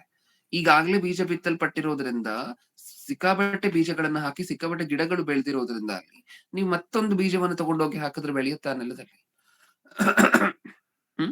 ಬೆಳೆಯುತ್ತಾ? ಬೆಳೆಯುವುದು. ಇಷ್ಟಕ್ಕೂ ನಿಜ ಹೇಳ್ಬೇಕು ಅಂತ ಹೇಳಿದ್ರೆ ಅಲ್ಲಿ ಜಾಗನೂ ಇರೋದಿಲ್ಲ. ನಿಜಾನ? ಈ ಚಿಕ್ಕ ಗಿಡ ಬೆಳಿಲಿಕ್ಕೆ ಶುರು ಆಯ್ತು ಅಂತ ಅನ್ಕೊಳ್ಳಿ. ಈಗಾಗ್ಲೇ ಬೆಳೆದಿರುವಂತ ಗಿಡಗಳೆಲ್ಲ ಏನ್ ಮಾಡತ್ತೆ? ಅದನ್ನ ಅಣಗಿಸ್ಬಿಡತ್ತೆ, ಬೆಳಿಲಿಕ್ಕೆ ಬಿಡೋದಿಲ್ಲ. ನೀವು ಒಂದು ಬೀಜವನ್ನ ಹಾಕಿದ್ರೆ ಅದರ ರೂಟ್ಸ್ ಸ್ಪ್ರೆಡ್ ಆಗ್ಬೇಕಲ್ವಾ ಕೆಳಗಡೆ, ಮಣ್ಣಿನ ಕೆಳಗಡೆ. ಮಣ್ಣು ಏನ್ ಮುಚ್ಚಿದ್ದೀರಾ ಅದ್ರ ಒಳಗಡೆ ರೂಟ್ಸ್ ಎಲ್ಲ ಸ್ಪ್ರೆಡ್ ಆಗ್ಬೇಕಲ್ವಾ? ಬುಡ ಏನಿರುತ್ತೆ ಅದು ಹರಡ್ಬೇಕಲ್ವಾ? ಅವಾಗ್ಲೇ ಅಲ್ವಾ ಗಿಡಗಳು ಚೆನ್ನಾಗಿ ಬೆಳೆಯುವಂತಹದ್ದು. ಮೇಲೆ ಅದು ಹರಡ್ಲಿಕ್ಕೆ ಜಾಗ ಇದೆಯಾ ಅಲ್ಲಿ? ಇಲ್ಲ. ಯಾಕಂದ್ರೆ ಈಗಾಗ್ಲೇ ಸಾಕಷ್ಟು ಗಿಡಗಳು ಅಲ್ಲಿ ಬೆಳೆದಿದೆ. ಇದು ನಮ್ಗೆ ಅರ್ಥ ಆದ್ರೆ ದೇವ್ರ ವಾಕ್ಯ ಕೆಲವರಿಗೆ ಏನಕ್ಕೋಸ್ಕರ ನೀವ್ ಎಷ್ಟ್ ಹೇಳಿದ್ರು ಸಹ ತಲೆಗೆ ಹೋಗ್ತಿರೋದಿಲ್ಲ ಅಂತ ಹೇಳಿ ಕೇಳಿದ್ರೆ ಏನಿರುತ್ತಂತೆ ಈಗಾಗ್ಲೇ ಅವ್ರ ಮನಸ್ಸಿನಲ್ಲಿ. ಇನ್ನೂ ಕೆಲವರು, ಈಗ ಓದಂತಹ ವಚನವನ್ನ ಇನ್ನೊಂದ್ಸರಿ ಓದಿದ್ದೀನಿ, ಗಮನ ಕೊಟ್ಟು ಕೇಳಿಸ್ಕೊಳ್ಳಿ. ಇನ್ನು ಕೆಲವರು ವಾಕ್ಯವನ್ನು ಕೇಳಿದಾಗಿಯೂ ಪ್ರಪಂಚದ ಚಿಂತೆಗಳು, ಐಶ್ವರ್ಯದಿಂದುಂಟಾಗುವ ಮೋಸವು, ಇತರ ವಿಷಯಗಳ ಮೇಲಣ ಆಶೆಗಳು ಒಳಗೆ ಸೇರಿ ಈ ವಾಕ್ಯವನ್ನು ಅಡಗಿಸಿ ಬಿಡುವುದರಿಂದ ಫಲವನ್ನು ಕೊಡದೆ ಇರುತ್ತಾರೆ. ಏನೇನಿದ್ಯಂತೆ ಪಾಪ ಇವರು ಜೀವನದಲ್ಲಿ? ಇಷ್ಟೊಂದು ಚಿಂತೆಗಳಿದ್ಯಂತೆ. ನೀವ್ ಹೇಳ್ತಿರುವಂತಹ ವಾಕ್ಯ ತಲೆಗೆ ಹೋಗದೆ ತಡಿಲಿಕ್ಕೆ ಇಷ್ಟೊಂದು ಚಿಂತೆಗಳಿದ್ಯಂತೆ ಅವರ ಜೀವನದಲ್ಲಿ ಈಗಾಗ್ಲೇ, ಮನಸ್ಸಿನಲ್ಲಿ ಈಗಾಗ್ಲೇ. ಏನೇನು? ಇನ್ನೊಂದ್ಸರಿ ಓದೋಣ. ಪ್ರಪಂಚದ ಚಿಂತೆಗಳು ಫಸ್ಟ್ ಪಾಯಿಂಟ್, ಐಶ್ವರ್ಯದಿಂದ ಉಂಟಾಗುವ ಮೋಸವು ಸೆಕೆಂಡ್ ಪಾಯಿಂಟ್, ಥರ್ಡ್ ಪಾಯಿಂಟ್ ಇತರ ವಿಷಯಗಳ ಮೇಲನ ಆಶೆಗಳು. ಈ ಮೂರು ಇದೆಯಂತೆ ಈಗಾಗ್ಲೇ ಪ್ರಪಂಚದ ಚಿಂತೆಗಳು. ಅಯ್ಯೋ ನನ್ನ ಮಗ ನಾನು ಹೋದ್ರೆ ಏನ್ ಮಾಡ್ಕೊಳ್ತಾನೋ, ಯಾರು ನೋಡ್ಕೊಳ್ತಾರೋ ನನ್ನ ಮಕ್ಕಳನ್ನ. ನಾನ್ ಹೋದ್ರೆ ಯೋಚನೆ ಮಾಡುವಂತವ್ರನ್ನ ನೋಡಿದೀವ. ನನ್ನ ಮಕ್ಕಳನ್ನ ಯಾರು ನೋಡ್ತಾರೋ, ನಾನು ಹೊರಟೋದ್ರೆ ಅವ್ರು ಹೆಂಗ್ ಜೀವನ ಮಾಡ್ತಾರೋ, ಅವ್ರಿಗೇನು ಆಸ್ತಿ ಮಾಡಿ ಇಟ್ಟಿಲ್ವೇ, ನೋಡಿದೀವ. ಚಿಂತೆಗಳನ್ನೆಲ್ಲ ನೋಡಿದೀವ. ನಾನ್ ಸತ್ರೆ ಕರೆಕ್ಟ್ ಆಗಿ ಸಮಾಧಿ ಮಾಡ್ತಾರೋ ಇಲ್ವೋ ನನ್ ಮಕ್ಕಳು. ಬದುಕಿರ್ಬೇಕಾದ್ರೆ ಆಸೆಗಳು, ಬದುಕಿರ್ಬೇಕಾದ್ರೆ ಯೋಚನೆಗಳು. ಅದೇ ಇಲ್ಲಿ ಹೇಳಿರುವಂತಹದ್ದು ಪ್ರಪಂಚಿಕ ಯೋಚನೆಗಳು, ಚಿಂತೆಗಳು. ಅಂದ್ರೆ ಪ್ರಪಂಚಿಕ ಚಿಂತೆಗಳು ಇಟ್ಕೊಂಡ್ರೆ ದೇವ್ರ ವಾಕ್ಯ ಅರ್ಥ ಆಗೋದಿಲ್ವಾ? ಎಲ್ಲ ಅರ್ಥ ಆಗುತ್ತೆ. ಪ್ರಸಂಗದಲ್ಲಿ ಕೂತ್ಕೊಂಡಿದ ತಕ್ಷಣ ಆ ಕಡೆನೆ ಓಡ್ತಿರುತ್ತೆ. ಜೀವನ ಏನೂ ಇಲ್ಲ ಅಂತ ಹೇಳಿ ಪ್ರಸಂಗವನ್ನ ಕೇಳ್ತಿರ್ತೀವಿ. ನನ್ ಸತ್ರ ಯಾರು ಮಣ್ಣಾಗ್ತಾರೆ ಅನ್ನುವಂತ ಯೋಚನೆ ಮಾಡ್ತಿರ್ತೀವಿ. ಈ ಶಬ್ದ ಮಾತ್ರ ಕಿವಿಗೆ ಬೀಳ್ತದೆ ಅಷ್ಟೇ, ಸಂದೇಶ ಅನ್ನುವಂತಹದ್ದು. ಆದ್ರೆ ಯೋಚನೆ ಮಾತ್ರ ಎಲ್ಲೆಲ್ಲೋ ಇದೆ. ನಾವ್ ಪ್ರಾರಂಭದಲ್ಲಿ ಒಂದ್ ಪಾಯಿಂಟ್ ಅನ್ನು ಮಾತಾಡ್ಕೊಂಡ್ವಲ್ವಾ, ಕಣ್ಣಿದ್ದು ಸಹ ಕಾಣಿಸೋದಿಲ್ಲ, ಕಿವಿ ಇದ್ದು ಕೇಳಿಸೋದಿಲ್ಲ ಅಂತ ಹೇಳಿ. ಆ ಪಾಯಿಂಟ್ ಇದನ್ನ ಲಿಂಕ್ ಮಾಡ್ಕೋಬಹುದು ನೀವು. ಹೌದಾ? ಪ್ರಪಂಚಿಕ ಚಿಂತೆಗಳು, ಯಾವ್ದ್ರ ಬಗ್ಗೆನೂ ಕೆಲಸಕ್ಕೆ ಬಾರದೇ ಇರುವಂತಹ ವಿಚಾರಗಳ ಬಗ್ಗೆ ಎಲ್ಲ ಚಿಂತೆ. ಅದು ಪ್ರಾಬ್ಲಮೇ ಆಗಿರೋದಿಲ್ಲ, ಆದ್ರೂ ಚಿಂತೆ ಮಾಡ್ತಿರ್ತೀವಿ ನಾವು. ಚಿಂತೆ ಮಾಡಿ ಯೋಚನೆ ಮಾಡಿ ಈ ಗ್ಯಾಪ್ ಅಲ್ಲಿ ದೇವ್ರ ವಾಕ್ಯ ಯಾವಾಗ ಅರ್ಥ ಆಗುತ್ತೆ ಹೇಳಿ? ಇಷ್ಟೊಂದು ಚಿಂತೆಗಳನ್ನ ಇಟ್ಕೊಂಡ್ರೆ ದೇವ್ರ ವಾಕ್ಯ ಯಾವಾಗ ಅರ್ಥ ಆಗ್ಬೇಕು? ಇಲ್ಲದೆ ಇರುವಂತಹ ಸಮಸ್ಯೆಗಳನ್ನೆಲ್ಲ ತಂದು ಹಾಕೋಬಿಟ್ಟಿರ್ತೀವಿ ಜೀವನದಲ್ಲಿ. ನಿಜಾನ? ಯಾವಾಗ ಅರ್ಥ ಆಗ್ಬೇಕು ದೇವ್ರ ವಾಕ್ಯ? ಅದೇ ಇಲ್ಲಿ ಹೇಳಿರುವಂತಹದ್ದು. ಕೆಲವರು ವಾಕ್ಯ ಕೇಳ್ತಾರೆ, ಕೇಳಿರುವಂತಹದ್ದು ಅವ್ರ ಮನಸ್ಸಿಗೆ ಹೋಗಿ ಮುಟ್ಟದೇ ಇರ್ಲಿಕ್ಕೆ ಕಾರಣ ಅವ್ರ ಮನಸ್ಸಿನಲ್ಲಿ ಜಾಗನೇ ಇಲ್ಲ. ಯಾಕೆ? ಅವ್ರ ಮನಸ್ಸು ಅನ್ನುವಂತಹ ನೆಲದಲ್ಲಿ ಈಗಾಗ್ಲೇ ಏನೇನಿದೆ? ಪ್ರಾಪಂಚಿಕ ಚಿಂತೆಗಳಿದೆ. ಆಮೇಲೆ ನೆಕ್ಸ್ಟ್ ಪಾಯಿಂಟ್, ಐಶ್ವರ್ಯದಿಂದುಂಟಾಗುವ ಮೋಸವು ಅಯ್ಯೋ ನನ್ಗೆ ಹಣ ಇಲ್ವೇ, ಅಯ್ಯೋ ನನ್ಗೆ ಆಸ್ತಿ ಇಲ್ವೇ, ಪಾಸ್ತಿ ಇಲ್ವೇ, ಅಯ್ಯೋ ನನ್ಗೆ ಬಿಲ್ಡಿಂಗ್ ಇಲ್ವೇ, ಅಯ್ಯೋ ನನ್ಗೆ ಜಮೀನ್ ಇಲ್ವೇ, ನನ್ನ ಹತ್ರ ಚಿನ್ನ ಇಲ್ವೇ, ಚಿನ್ನದ ರೇಟ್ ಜಾಸ್ತಿ ಆಗೋಯ್ತು, 1 ಗ್ರಾಮು ಚಿನ್ನ ಇಲ್ವೇ ದುರದೃಷ್ಟಕ್ಕೆ ಅಂತ ಹೇಳಿ ಈ ರೀತಿಯಾಗಿರುವಂತ ಐಶ್ವರ್ಯದ ಬಗ್ಗೆನೇ ಚಿಂತೆ ಮಾಡುವಂತವ್ರನ್ನ ನೋಡಿದೀವ. ಪ್ರಪ್ರಥಮವಾಗಿ ಪ್ರಾಪಂಚಿಕ ಚಿಂತೆಗಳು, ಎರಡನೇದಾಗಿ ಐಶ್ವರ್ಯದಿಂದ ಉಂಟಾಗುವ ಮೋಸವು, ಮೂರನೇದಾಗಿ ಇತರ ವಿಷಯಗಳ ಮೇಲಣ ಆಶೆಗಳು ಅಂದ್ರೆ ಇವ್ರಿಗೆ ಸಾಕಷ್ಟು ಆಸೆಗಳಿರುತ್ತೆ ಮನಸ್ಸಿನಲ್ಲಿ. ಆಸೆ, ಕಣ್ಣಿನ ಆಸೆ, ಶರೀರದ ಆಸೆ ಅಂತ ಓದ್ಕೊಳ್ತೀವಲ್ವಾ ಸತ್ಯವೇದದಲ್ಲಿ, ಅದಕ್ಕೆ ಸಂಬಂಧಪಟ್ಟಿರುವಂತ ಸಾಕಷ್ಟು ಆಸೆಗಳು ಇರುತ್ತೆ. ಈ 3 ಕಡೆನೇ ಇರುತ್ತೆ ಯಾವಾಗ್ಲೂ ಸಹ ಜ್ಞಾನ. ಮನಸ್ಸು ಪೂರ್ತಿ ತುಂಬೋಗಿರುತ್ತೆ ಈ 3ನ ನಿಮಿತ್ತ. ನಿಜಾನ? ನಿನ್ ದೇವ್ರ ವಾಕ್ಯ ಎಲ್ಲಿ ಬೀಳ್ಬೇಕು ಹೇಳಿ? ಬೀಜವಾಗಿ ಎಲ್ಲಿ ಬಿದ್ರೆ ಎಲ್ಲಿ ಫಲ ಬರುತ್ತೆ ಹೇಳಿ? ಜಾಗ ಇದೆಯಾ ಇವ್ರ ಮನಸ್ಸಿನಲ್ಲಿ? ಇಲ್ಲ. ಜಾಗ ಇರ್ಬೇಕಲ್ವಾ? ಒಂದು ಬೀಜ ಬೆಳಿಲಿಕ್ಕೆ, ಬಿತ್ತಲ್ಪಟ್ಟಂತಹ ಬೀಜ ಬೆಳಿಲಿಕ್ಕೆ ಪ್ರಪ್ರಥಮವಾಗಿ ಜಾಗ ಇರ್ಬೇಕಲ್ವಾ? ಚಿಕ್ಕ ನೆಲದಲ್ಲಿ ನೀವು ಸಾಕಷ್ಟು ಬೀಜಗಳನ್ನ ಹಾಕಿ ಸಾಕಷ್ಟು ಗಿಡಗಳನ್ನ, ಮರಗಳನ್ನೆಲ್ಲ ಬೆಳೆಸ್ಲಿಕ್ಕೆ ಆಗೋದಿಲ್ಲ ಅಲ್ವಾ? ಈಗಾಗ್ಲೇ ಬೆಳೆದೋಗಿದೆ ಈ ಲೋಕದ ಆಸೆ ಅನ್ನುವಂತಹದ್ದು, ಐಶ್ವರ್ಯದಿಂದ ಉಂಟಾಗುವಂತಹ ಮೋಸ, ಪ್ರಾಪಂಚಿಕ ಚಿಂತೆಗಳು, ಮತ್ತೆ ಇತರ ಆಶೆಗಳು, ಇವೆಲ್ಲ ಬೆಳೆದೋಗಿದೆ ಗಿಡವಾಗಿ. ಇನ್ನ ಬೀಜವನ್ನ ಹಾಕಿದ್ರೆ ಎಲ್ಲಿಂದ ಬೆಳೆಯುತ್ತೆ ಅದು? ಬೆಳೆದ್ರು ಸಹ ಅದ್ರ ಬುಡ ಚಾಚ್ಕೊಳ್ಲಿಕ್ಕೆ ಆಗೋದಿಲ್ಲ ಅಲ್ವಾ? ಕೆಳಗಡೆ ಹೋಗಿ ಸ್ಪ್ರೆಡ್ ಆಗ್ಲಿಕ್ಕೆ ಆಗೋದಿಲ್ಲ ಅಲ್ವಾ? ಹರಡ್ಲಿಕ್ಕೆ ಆಗೋದಿಲ್ಲ ಅಲ್ವಾ? ಅದಕ್ಕೆ ಬೇಕಾಗಿರುವಂತ ಸಾರಾಂಶ ಸಿಕ್ಕೋದಿಲ್ಲ ಅಲ್ವಾ? ಯಾಕಂದ್ರೆ ಈಗಾಗ್ಲೇ ಇರುವಂತಹ ಗಿಡಗಳಿಗೆ ಆ ಮಣ್ಣಿನಲ್ಲಿ ಒಂದಷ್ಟು ಸಾರಾಂಶ ಇರುತ್ತೆ ಪ್ರಿಯರೇ. ಆ ಸಾರಾಂಶ ಈಗಾಗ್ಲೇ ಅಲ್ಲಿರುವಂತಹ ಗಿಡಕ್ಕೆ ಸಾಲದೆ ಬರ್ತಿದೆ. ಮಣ್ಣಿನಲ್ಲಿರುವಂತಹ ಫಾಸ್ಫರಸ್, ಇಷ್ಟಕ್ಕೊಂದು ಗಿಡ ಬೆಳಿಬೇಕು ಅಂದ್ರೆ ಫಾಸ್ಫರಸ್, ಪೊಟ್ಯಾಷಿಯಂ, ನೈಟ್ರೋಜನ್ ಇದೆಲ್ಲ ಬೇಕು. ಈ ರೀತಿಯಾಗಿರುವಂತಹ ಮಿನರಲ್ಸ್ ಎಲ್ಲ ಬೇಕು, ಈ ನ್ಯೂಟ್ರಿಷನ್ ಬೇಕು ಕರೆಕ್ಟ್ ಆಗಿ ಆ ಗಿಡಕ್ಕೆ ಬೆಳಿಲಿಕ್ಕೆ. ಈಗ ಮಣ್ಣಲ್ಲಿರುವಂತಹ ನ್ಯೂಟ್ರಿಷನ್, ಮಣ್ಣಲ್ಲಿರುವಂತಹ ಸಾರ ಅಲ್ಲಿರುವಂತಹ ಗಿಡಗಳಿಗೆ ಸಾಕಾಗ್ತಿಲ್ಲ, ಈಗಾಗ್ಲೇ ಇರುವಂತಹ ಗಿಡಗಳಿಗೆ. ಈಗ ದೇವ್ರ ವಾಕ್ಯ ಬಂತು ಅಂತ ಅನ್ಕೊಳ್ಳಿ, ಅದಕ್ಕೆ ಎಲ್ಲಿಂದ ಇರುತ್ತೆ ಸಾರ? ಪ್ರಪ್ರಥಮವಾಗಿ ಈಗಾಗ್ಲೇ ಇರುವಂತ ಗಿಡಗಳನ್ನೆಲ್ಲ ತೆಗೆದು ಆಚೆ ಹಾಕ್ಬೇಕಲ್ವಾ ಬಿತ್ಲಿಕ್ ಮುಂಚೆ? ನಿಜನಾ? ಅದಾಗ್ಲಿಲ್ಲ ಅಂತ ಹೇಳಿದ್ರೆ ನೀವ್ ಎಷ್ಟು ಬೀಜಗಳನ್ನ ಹಾಕಿದ್ರು ಸಹ ಯಾವುದು ಫಲಿಸೋದಿಲ್ಲ. ಅದಕ್ಕೆ ಯೇಸು ಕ್ರಿಸ್ತರು 2000 ವರ್ಷಗಳ ಹಿಂದೆನೆ ಈ ಸಾಮ್ಯ, ನಮ್ಮಂತವ್ರು ಇರ್ತಾರೆ ಈ ಭೂಮಿಯ ಮೇಲೆ, ಈಗ ಯಾವ ತರದವರು, ಎಷ್ಟು ವಾಕ್ಯವನ್ನ ಹೇಳಿದ್ರು ಸಹ ಅದು ಅರ್ಥ ಆಗದೆ ಇರುವಂತವರು, ಎಷ್ಟು ವಾಕ್ಯವನ್ನ ಕೇಳಿದ್ರು ಸಹ ಅದು ನಮ್ಮ ಮನಸ್ಸಿಗೆ ಹೋಗದೆ ಇರುವಂತವ್ರು ಇರ್ತಾರೆ ಅಂತ ಹೇಳಿ ಸಾಮ್ಯ ರೂಪವನ್ನ ಮುಂಚಿತವಾಗಿ ಹೇಳಿದ್ದಾರೆ. ಇನ್ನೊಂದ್ಸರಿ ಓದೋಣ ಈ ಸಾಮ್ಯ ರೂಪವನ್ನ. ಏನೇನಿದೆ ಇಲ್ಲಿ? ಇನ್ನೂ ಕೆಲವರು ವಾಕ್ಯವನ್ನು ಕೇಳಿದಾಗಿಯೂ ಪ್ರಪಂಚದ ಚಿಂತೆಗಳು, ಐಶ್ವರ್ಯದಿಂದ ಉಂಟಾಗುವ ಮೋಸವು, ಇತರ ವಿಷಯಗಳ ಮೇಲಣ ಆಸೆಗಳು ಒಳಗೆ ಸೇರಿ ಈ ವಾಕ್ಯವನ್ನು ಅಡಗಿಸಿ ಬಿಡುವುದರಿಂದ ಫಲವನ್ನು ಕೊಡದೆ ಇರುತ್ತಾರೆ. ಇವರೇ ಮುಳ್ಳು ಗಿಡಗಳಲ್ಲಿ ಬೀಜ ಬಿತ್ತ ನೆಲವಾಗಿರುವವರು. ಅರ್ಥ ಆಯ್ತಾ ನಮಗಿದು? ದೇವರ ವಾಕ್ಯ ಒಬ್ಬ ಮನುಷ್ಯನಿಗೆ ಅರ್ಥ ಆಗದೆ ಇರ್ಲಿಕ್ಕೆ ಸಾಕಷ್ಟು ಕಾರಣಗಳಿದೆ. ಆ ಸಾಕಷ್ಟು ಕಾರಣಗಳಲ್ಲಿ ನಾವು ಸುಮಾರನ್ನ ಆಲೋಚನೆ ಮಾಡ್ತಾ ಬರ್ತಿದ್ದೇವೆ. ಒಬ್ಬರ ಮನ್ಸಲ್ಲಿ ನೋಡಿದ್ರೆ ಜಾಗ ಇಲ್ಲ, ಇನ್ನೊಬ್ಬರ ಮನ್ಸು ನೋಡಿದ್ರೆ ತುಂಬಾ ಗಟ್ಟಿ, ಒಳಗಡೆನೆ ಹೋಗ್ಲಿಕ್ಕೆ ಆಗೋದಿಲ್ಲ, ವಜ್ರದಷ್ಟು ಕಠಿಣವಾಗಿರುತ್ತೆ. ಇದು ಪರಿಸ್ಥಿತಿ. ಒಬ್ಬೊಬ್ಬರ ಮನಸ್ಸು ವಿಚಿತ್ರವಾಗಿ ಹಿಂಗೆಲ್ಲ ಇದ್ರೆ ಇನ್ ದೇವ್ರು ಯಾರ ಹತ್ರ ಮಾತಾಡ್ಬೇಕು? ದೇವರು ಯಾರ ಹತ್ರ ಮಾತಾಡ್ಬೇಕು ಹೇಳಿ? ಆಗತ್ತ ದೇವ್ರು ಯಾರ ಜೊತೆನಾದ್ರೂ ಮಾತಾಡ್ಲಿಕ್ಕೆ? ಇಲ್ಲ. ಯಾರಿಗ್ ವಾಕ್ಯ ಹೇಳಿದ್ರು, ಒಬ್ಬರಲ್ಲಿ ನೋಡಿದ್ರೆ ಐಶ್ವರ್ಯದಿಂದ ಉಂಟಾಗುವ ಮೋಸವು, ಇನ್ನೊಬ್ಬರ ಹತ್ರ ನೋಡಿದ್ರೆ ಪ್ರಾಪಂಚಿಕ ಆಸೆಗಳು, ಇನ್ನೊಬ್ಬರ ಹತ್ರ ನೋಡಿದ್ರೆ ಪ್ರಾಪಂಚಿಕ ಚಿಂತೆಗಳು. ಎಲ್ಲ ಇರುವಂತವರಿಗೆ ಐಶ್ವರ್ಯದ ಮೋಹ, ಏನು ಇಲ್ಲದೆ ಇರುವಂತವರಿಗೆ ಪ್ರಪಂಚದ ಚಿಂತೆ. ನಿಜನಾ? ಎಲ್ಲ ಇರುವಂತವರಿಗೆ ಐಶ್ವರ್ಯದ ಮೋಹ, ಇನ್ನೂ ಸಹ ಹೆಚ್ಚು ಮಾಡ್ಬೇಕು ಅನ್ನುವಂತಹದ್ದು. ಏನೂ ಇಲ್ಲದೆ ಇರುವಂತವರಿಗೆ ಪ್ರಾಪಂಚಿಕ ಚಿಂತೆ. ಇನ್ ದೇವ್ರ ವಾಕ್ಯಕ್ಕೆ ಸಮಯ ಕೊಡುವಂತವ್ರು, ಕೇಳುವಂತವ್ರು, ಜಾಗ ಕೊಡುವಂತವ್ರು ಯಾರು? ಇದ್ದಂತೆ ಕಾಣಿಸ್ತಿಲ್ಲ ಅಲ್ವಾ ನಿಮಗೆ? ಇದು ಪರಿಸ್ಥಿತಿ. ವಾಕ್ಯ ಏನಕ್ಕೋಸ್ಕರ ಸಾಕಷ್ಟು ಜನರಿಗೆ ಅರ್ಥ ಆಗೋದಿಲ್ಲ, ಸ್ವಲ್ಪ ಜನರಿಗೆ ಮಾತ್ರ ಅರ್ಥ ಆಗುತ್ತೆ ಅಂತ ಹೇಳಿದ್ರೆ ಅಲ್ಲಿ ಒಬ್ಬೊಬ್ಬರಲ್ಲೂ ಇಷ್ಟಿಷ್ಟು ಪ್ರಾಬ್ಲಮ್ಗಳಿದೆ. ಈಗ ನಾವು ನೋಡಿದಂತಹದ್ದು ಏನೂ ಅಲ್ಲ, ಇನ್ನೂ ಲಿಸ್ಟ್ ತುಂಬಾ ಇದೆ. ಸಾಧ್ಯವಾದ್ರೆ 3ನೇ ಭಾಗವನ್ನು ಆಲೋಚನೆ ಮಾಡಿ ಪ್ರಯತ್ನ ಮಾಡೋಣ ಈ ಸಂದೇಶವನ್ನು. ಇನ್ನೂ ಸಾಕಷ್ಟು ಜನ ಇದಾರಂತೆ ಪ್ರಪಂಚದಲ್ಲಿ, ಅವ್ರು ಪವಿತ್ರಾತ್ಮನನ್ನೇ ಎದುರಿಸ್ತಾರಂತೆ. ಸತ್ಯವೇದಲ್ಲಿರುವಂತಹ ಮಾತು, ಪವಿತ್ರಾತ್ಮನನ್ನ ಹೆದರಿಸ್ತಾರ? ಹೌದು. ಪವಿತ್ರಾತ್ಮನ ಏನಾದ್ರೂ ಆಲೋಚನೆ ಕೊಡ್ಬೇಕು, ಒಳ್ಳೇದಾಗಿ ಮಾರ್ಪಡಿಸ್ಬೇಕು ಅಂತ ಹೇಳಿ ಹತ್ರ ಹೋದ್ರೆ ಅದಕ್ಕೂ ಸಹ ಯಾವಾಗ್ಲೂ ಸಹ ಪವಿತ್ರಾತ್ಮನ ಎದುರಿಸುವಂತಹದ್ದು ಅಂದ್ರೆ ವಿರುದ್ಧವಾಗಿರುವಂತಹ ಕೆಲಸಗಳನ್ನೇ ಮಾಡುವಂತಹದ್ದು. ಪವಿತ್ರಾತ್ಮನ ಒಂದು ಒಳ್ಳೆ ಕೆಲಸ ಮಾಡು ಅಂತ ಹೇಳಿ ಮನಸ್ಸು ಕೊಟ್ಟರು, ಅದನ್ನ ಮಾಡದೆ ಆ ಮನಸ್ಸು ಕೊಟ್ಟಿರುವಂತಹದನ್ನ ತಿರಸ್ಕರಿಸಿ ತಾನು ಮಾಡ್ಬೇಕು ಅಂತ ಅನ್ಕೊಂಡಿರುವಂತಹ ಅನ್ಯಾಯವಾಗಿರುವಂತಹ ಕೆಲಸವನ್ನೇ ಮಾಡ್ಲಿಕ್ಕೆ ಮುಂದೆ ಹೋಗುವಂತಹದ್ದು. ಇದು ಪವಿತ್ರಾತ್ಮನನ್ನು ಹೆದರಿಸುವಂತಹದ್ದು. ಇವ್ರು ಮಾರ್ಪಡ್ತಾರ? ಇವ್ರ ದೇವ್ರ ವಾಕ್ಯ ಅರ್ಥ ಆಗತ್ತೆ ಯಾವತ್ತಾದ್ರೂ? ಇದನ್ನ 3ನೇ ಭಾಗದಲ್ಲಿ ಆಲೋಚನೆ ಮಾಡಿ ನೋಡೋಣ. ಆದ್ರೆ ಇವತ್ತಿಗೆ ನಾವು ಆಲೋಚನೆ ಮಾಡಿರುವಂತಹದ್ದು ವಜ್ರದಷ್ಟು ಕಠಿಣವಾಗಿರುವಂತಹ ಮನಸ್ಸುಳ್ಳಂತವರು ಇರ್ತಾರೆ.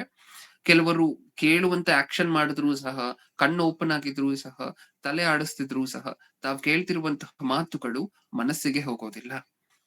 ದೇವ್ರ ವಾಕ್ಯ ಕೇಳಿದ್ರೂ ಸಹ ಅರ್ಥ ಆಗದೆ ಅಲ್ಲ, ಸ್ವೀಕಾರ ಮಾಡದೇ ಇರುವಂತವರಲ್ಲಿರುವಂತಹ ಪ್ರಾಬ್ಲಮ್ಗಳು ಏನೇನು ಅಂದ್ರೆ ಇವೆಲ್ಲವೂ ಸಹ.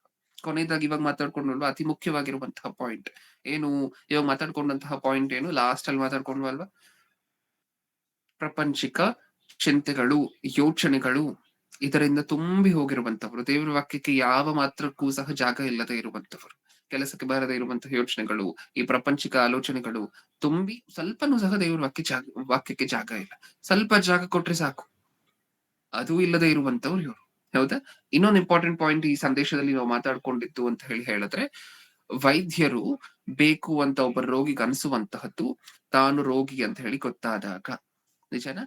ಪ್ರಪ್ರಥಮವಾಗಿ ತಾನು ರೋಗಿ ಅನ್ನುವಂತಹದ್ದು ಎಷ್ಟು ಬೇಗ ಗೊತ್ತಾಗತ್ತೋ ಅಷ್ಟು ಬೇಗ ಈ ವ್ಯಕ್ತಿ ಹೋಗಿ ಡಾಕ್ಟರ್ ಹತ್ರ ಸ್ವಸ್ಥ ಹೊಂದಬಹುದು. ನಿಜನಾ? ತಾನು ರೋಗಿ ಅನ್ನುವಂತ ಸತ್ಯನೇ ಗೊತ್ತಾಗಿಲ್ಲ ಅಂತ ಅನ್ಕೊಳ್ಳಿ, ಯಾವತ್ತೂ ಸಹ ಈ ವ್ಯಕ್ತಿ ಸ್ವಸ್ಥ ಹೊಂದೋದಿಲ್ಲ, ಗುಣ ಹೊಂದೋದಿಲ್ಲ. ನಿಜನಾ?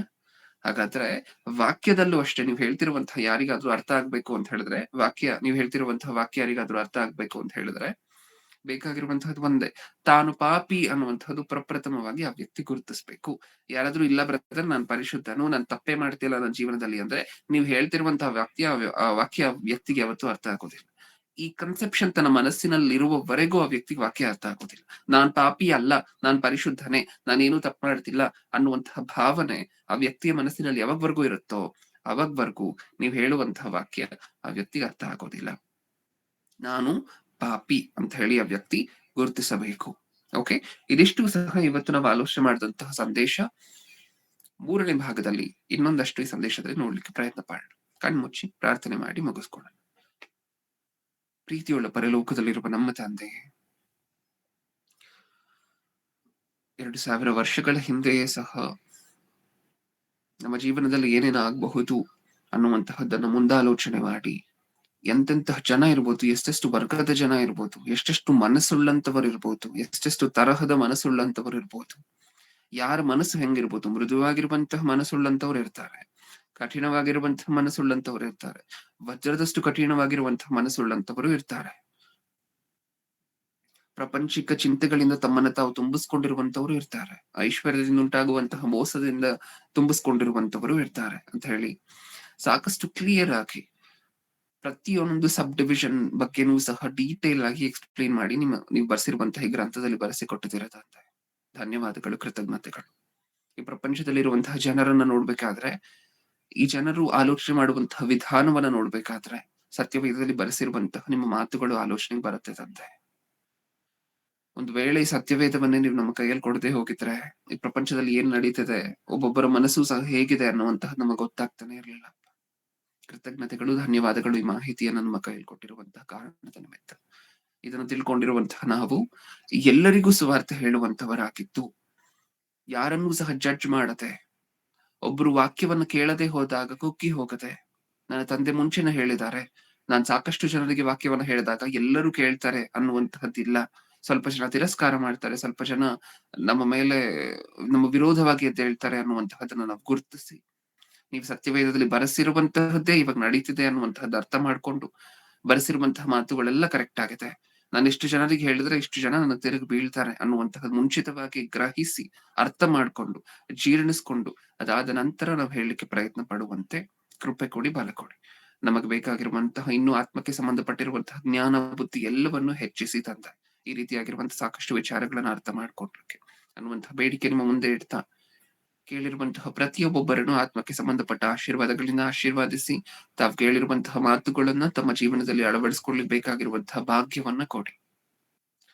ಹಾಗೆ ಅಪ್ಪ, ಪ್ರತಿನಿತ್ಯವೂ ಸಹ ಈ ಕಾರ್ಯಕ್ರಮದ ನಿಮಿತ್ತ ಪ್ರತ್ಯಕ್ಷವಾಗಿ ಪರೋಕ್ಷವಾಗಿ ಕಷ್ಟಪಡ್ತಿರುವಂತಹ ಎಲ್ಲರೂ ಸಹ ಮುಖ್ಯವಾಗಿ ಈ ಕಾರ್ಯಕ್ರಮಕ್ಕೆ ಪ್ರತಿನಿತ್ಯವೂ ಸಹ ಎಲ್ಲರಿಗೂ ಲಿಂಕ್ ಅನ್ನ ಶೇರ್ ಮಾಡಿ ನಡೆಸ್ಕೊಂಡು ಮುಂದೆ ಹೋಗ್ತಿರುವಂತಹ ರೇಖಾ ಆಂಟಿ, ಅವರ ಆರೋಗ್ಯ ಪರಿಸ್ಥಿತಿಗಳು, ಅವರ ಅನಿವಾರ್ಯತೆ ಅವಶ್ಯಕತೆಗಳು, ಹಾಗೆ ಅವರು ಕೊಟ್ಟಿರುವಂತಹ ಮಗನು ದೀಕ್ಷೆ ನೆನ್ನೆ ಹುಟ್ಟಿದ ಹಬ್ಬ ಇತ್ತು. ಇಷ್ಟು ವರ್ಷಗಳು ಆ ಮಗನನ್ನ ನೀವು ಕಾದ್ಕೊಂಡು ಬಂದಿದ್ದೀರಾ ತಂದೆ, ಅದರ ನಿಮಿತ್ತ ನಿಮ್ಮ ಕೃತಜ್ಞತೆಗಳು. ಈ ಮುಂದೆಯೂ ಸಹ ನಿಮ್ಮ ಜ್ಞಾನದಲ್ಲಿ ಮನುಷ್ಯರ ದಯೆಯಲ್ಲೂ ದೇವರ ದಯೆಯಲ್ಲೂ ಹೆಚ್ಚಾಗಿ ಬೆಳೆದು ನಿಮ್ಮ ವಾಕ್ಯವನ್ನ ಸಾಕಷ್ಟು ಉನ್ನತವಾಗಿ ಪ್ರಪಂಚಕ್ಕೆ ಸಾರುವಂತೆ ತೋರಿಸುವಂತಹ ಮಗನನ್ನಾಗಿ, ಅದಕ್ಕೆ ಬೇಕಾಗಿರುವಂತಹ ಸಮಸ್ತ ವಿಧವಾಗಿರುವಂತಹ ಜ್ಞಾನ, ಬುದ್ಧಿ, ವಿವೇಕಗಳನ್ನ ಮನುಷ್ಯನಿಗೆ ಆ ಮಗನಿಗೆ ಕೊಟ್ಟು ನಡೆಸಿ ಅನ್ನುವಂತಹ ಬೇಡಿಕೆ ನೀವು ಮುಂದೆ ಇಡ್ತಾ, ಹಾಗೆ ಪ್ರತಿನಿತ್ಯವೂ ದೈವ ಸಂದೇಶವನ್ನ ನಮ್ಮೆಲ್ಲರಿಗೂ ಸಾರ್ತಿರುವಂತಹ ನಿಮ್ಮೆಲ್ಲಾ ದೈವ ಸಂದೇಶಕರಿಗೋಸ್ಕರ ಪ್ರಾರ್ಥನೆ ಮಾಡ್ತಿದ್ದೀನಿ ತಂದೆ. ಅವ್ರಿಗೆ ಬೇಕಾಗಿರುವಂತಹ ಅನಿವಾರ್ಯತೆ, ಅವಶ್ಯಕತೆ, ಹಾಗೆ ಬೇಕಾಗಿರುವಂತಹ ಆತ್ಮಕ್ಕೆ ಸಂಬಂಧಪಟ್ಟಿರುವಂತಹ ಜ್ಞಾನ ಪ್ರತಿಯೊಂದನ್ನು ಪ್ರತಿನಿತ್ಯವೂ ಪ್ರತಿದಿನವೂ ನೀವು ಹೆಚ್ಚಿಸ್ತಾ ಕೊಡ್ತಾ ನಿಮ್ಮ ಚಿತ್ತಾನುಸಾರವಾಗಿ ನೀವು ನಡೆಸ್ತಾ ಹೋಗಿ ಅನ್ನುವಂತಹ ಬೇಡಿಕೆ ನಿಮ್ಮ ಮುಂದೆ ಇಡ್ತಾ, ನನ್ನ ಪ್ರಾರ್ಥನೆ ಯೇಸು ಕ್ರಿಸ್ತರ ನಾಮದಲ್ಲಿ ಸಮರ್ಪಿಸಿ ಬೇಡಿಕೊಳ್ಳುತ್ತಿದ್ದೇನೆ ಪರಲೋಕದಲ್ಲಿರುವ ನಮ್ಮ ತಂದೆಯೇ, ಆಮೆನ್. ನಮ್ಮ ತಂದೆಯಾದ ದೇವರ ಪ್ರೀತಿ, ನಮ್ಮ ರಕ್ಷಕರು ವಿಮೋಚಕರು ಸ್ವತಃ ದೇವರು ಆಗಿರುವಂತಹ ಯೇಸು ಕ್ರಿಸ್ತರ ಕೃಪೆಯು, ಪರಿಶುದ್ಧಾತ್ಮ ದೇವರ ಅನ್ಯೋನ್ಯ ಸಹವಾಸ ಇಂದು ಎಂದು ಸದಾಕಾಲವು ನಮ್ಮೆಲ್ಲರೊಂದಿಗೂ ಇರಲಿ. ಆಮೆನ್.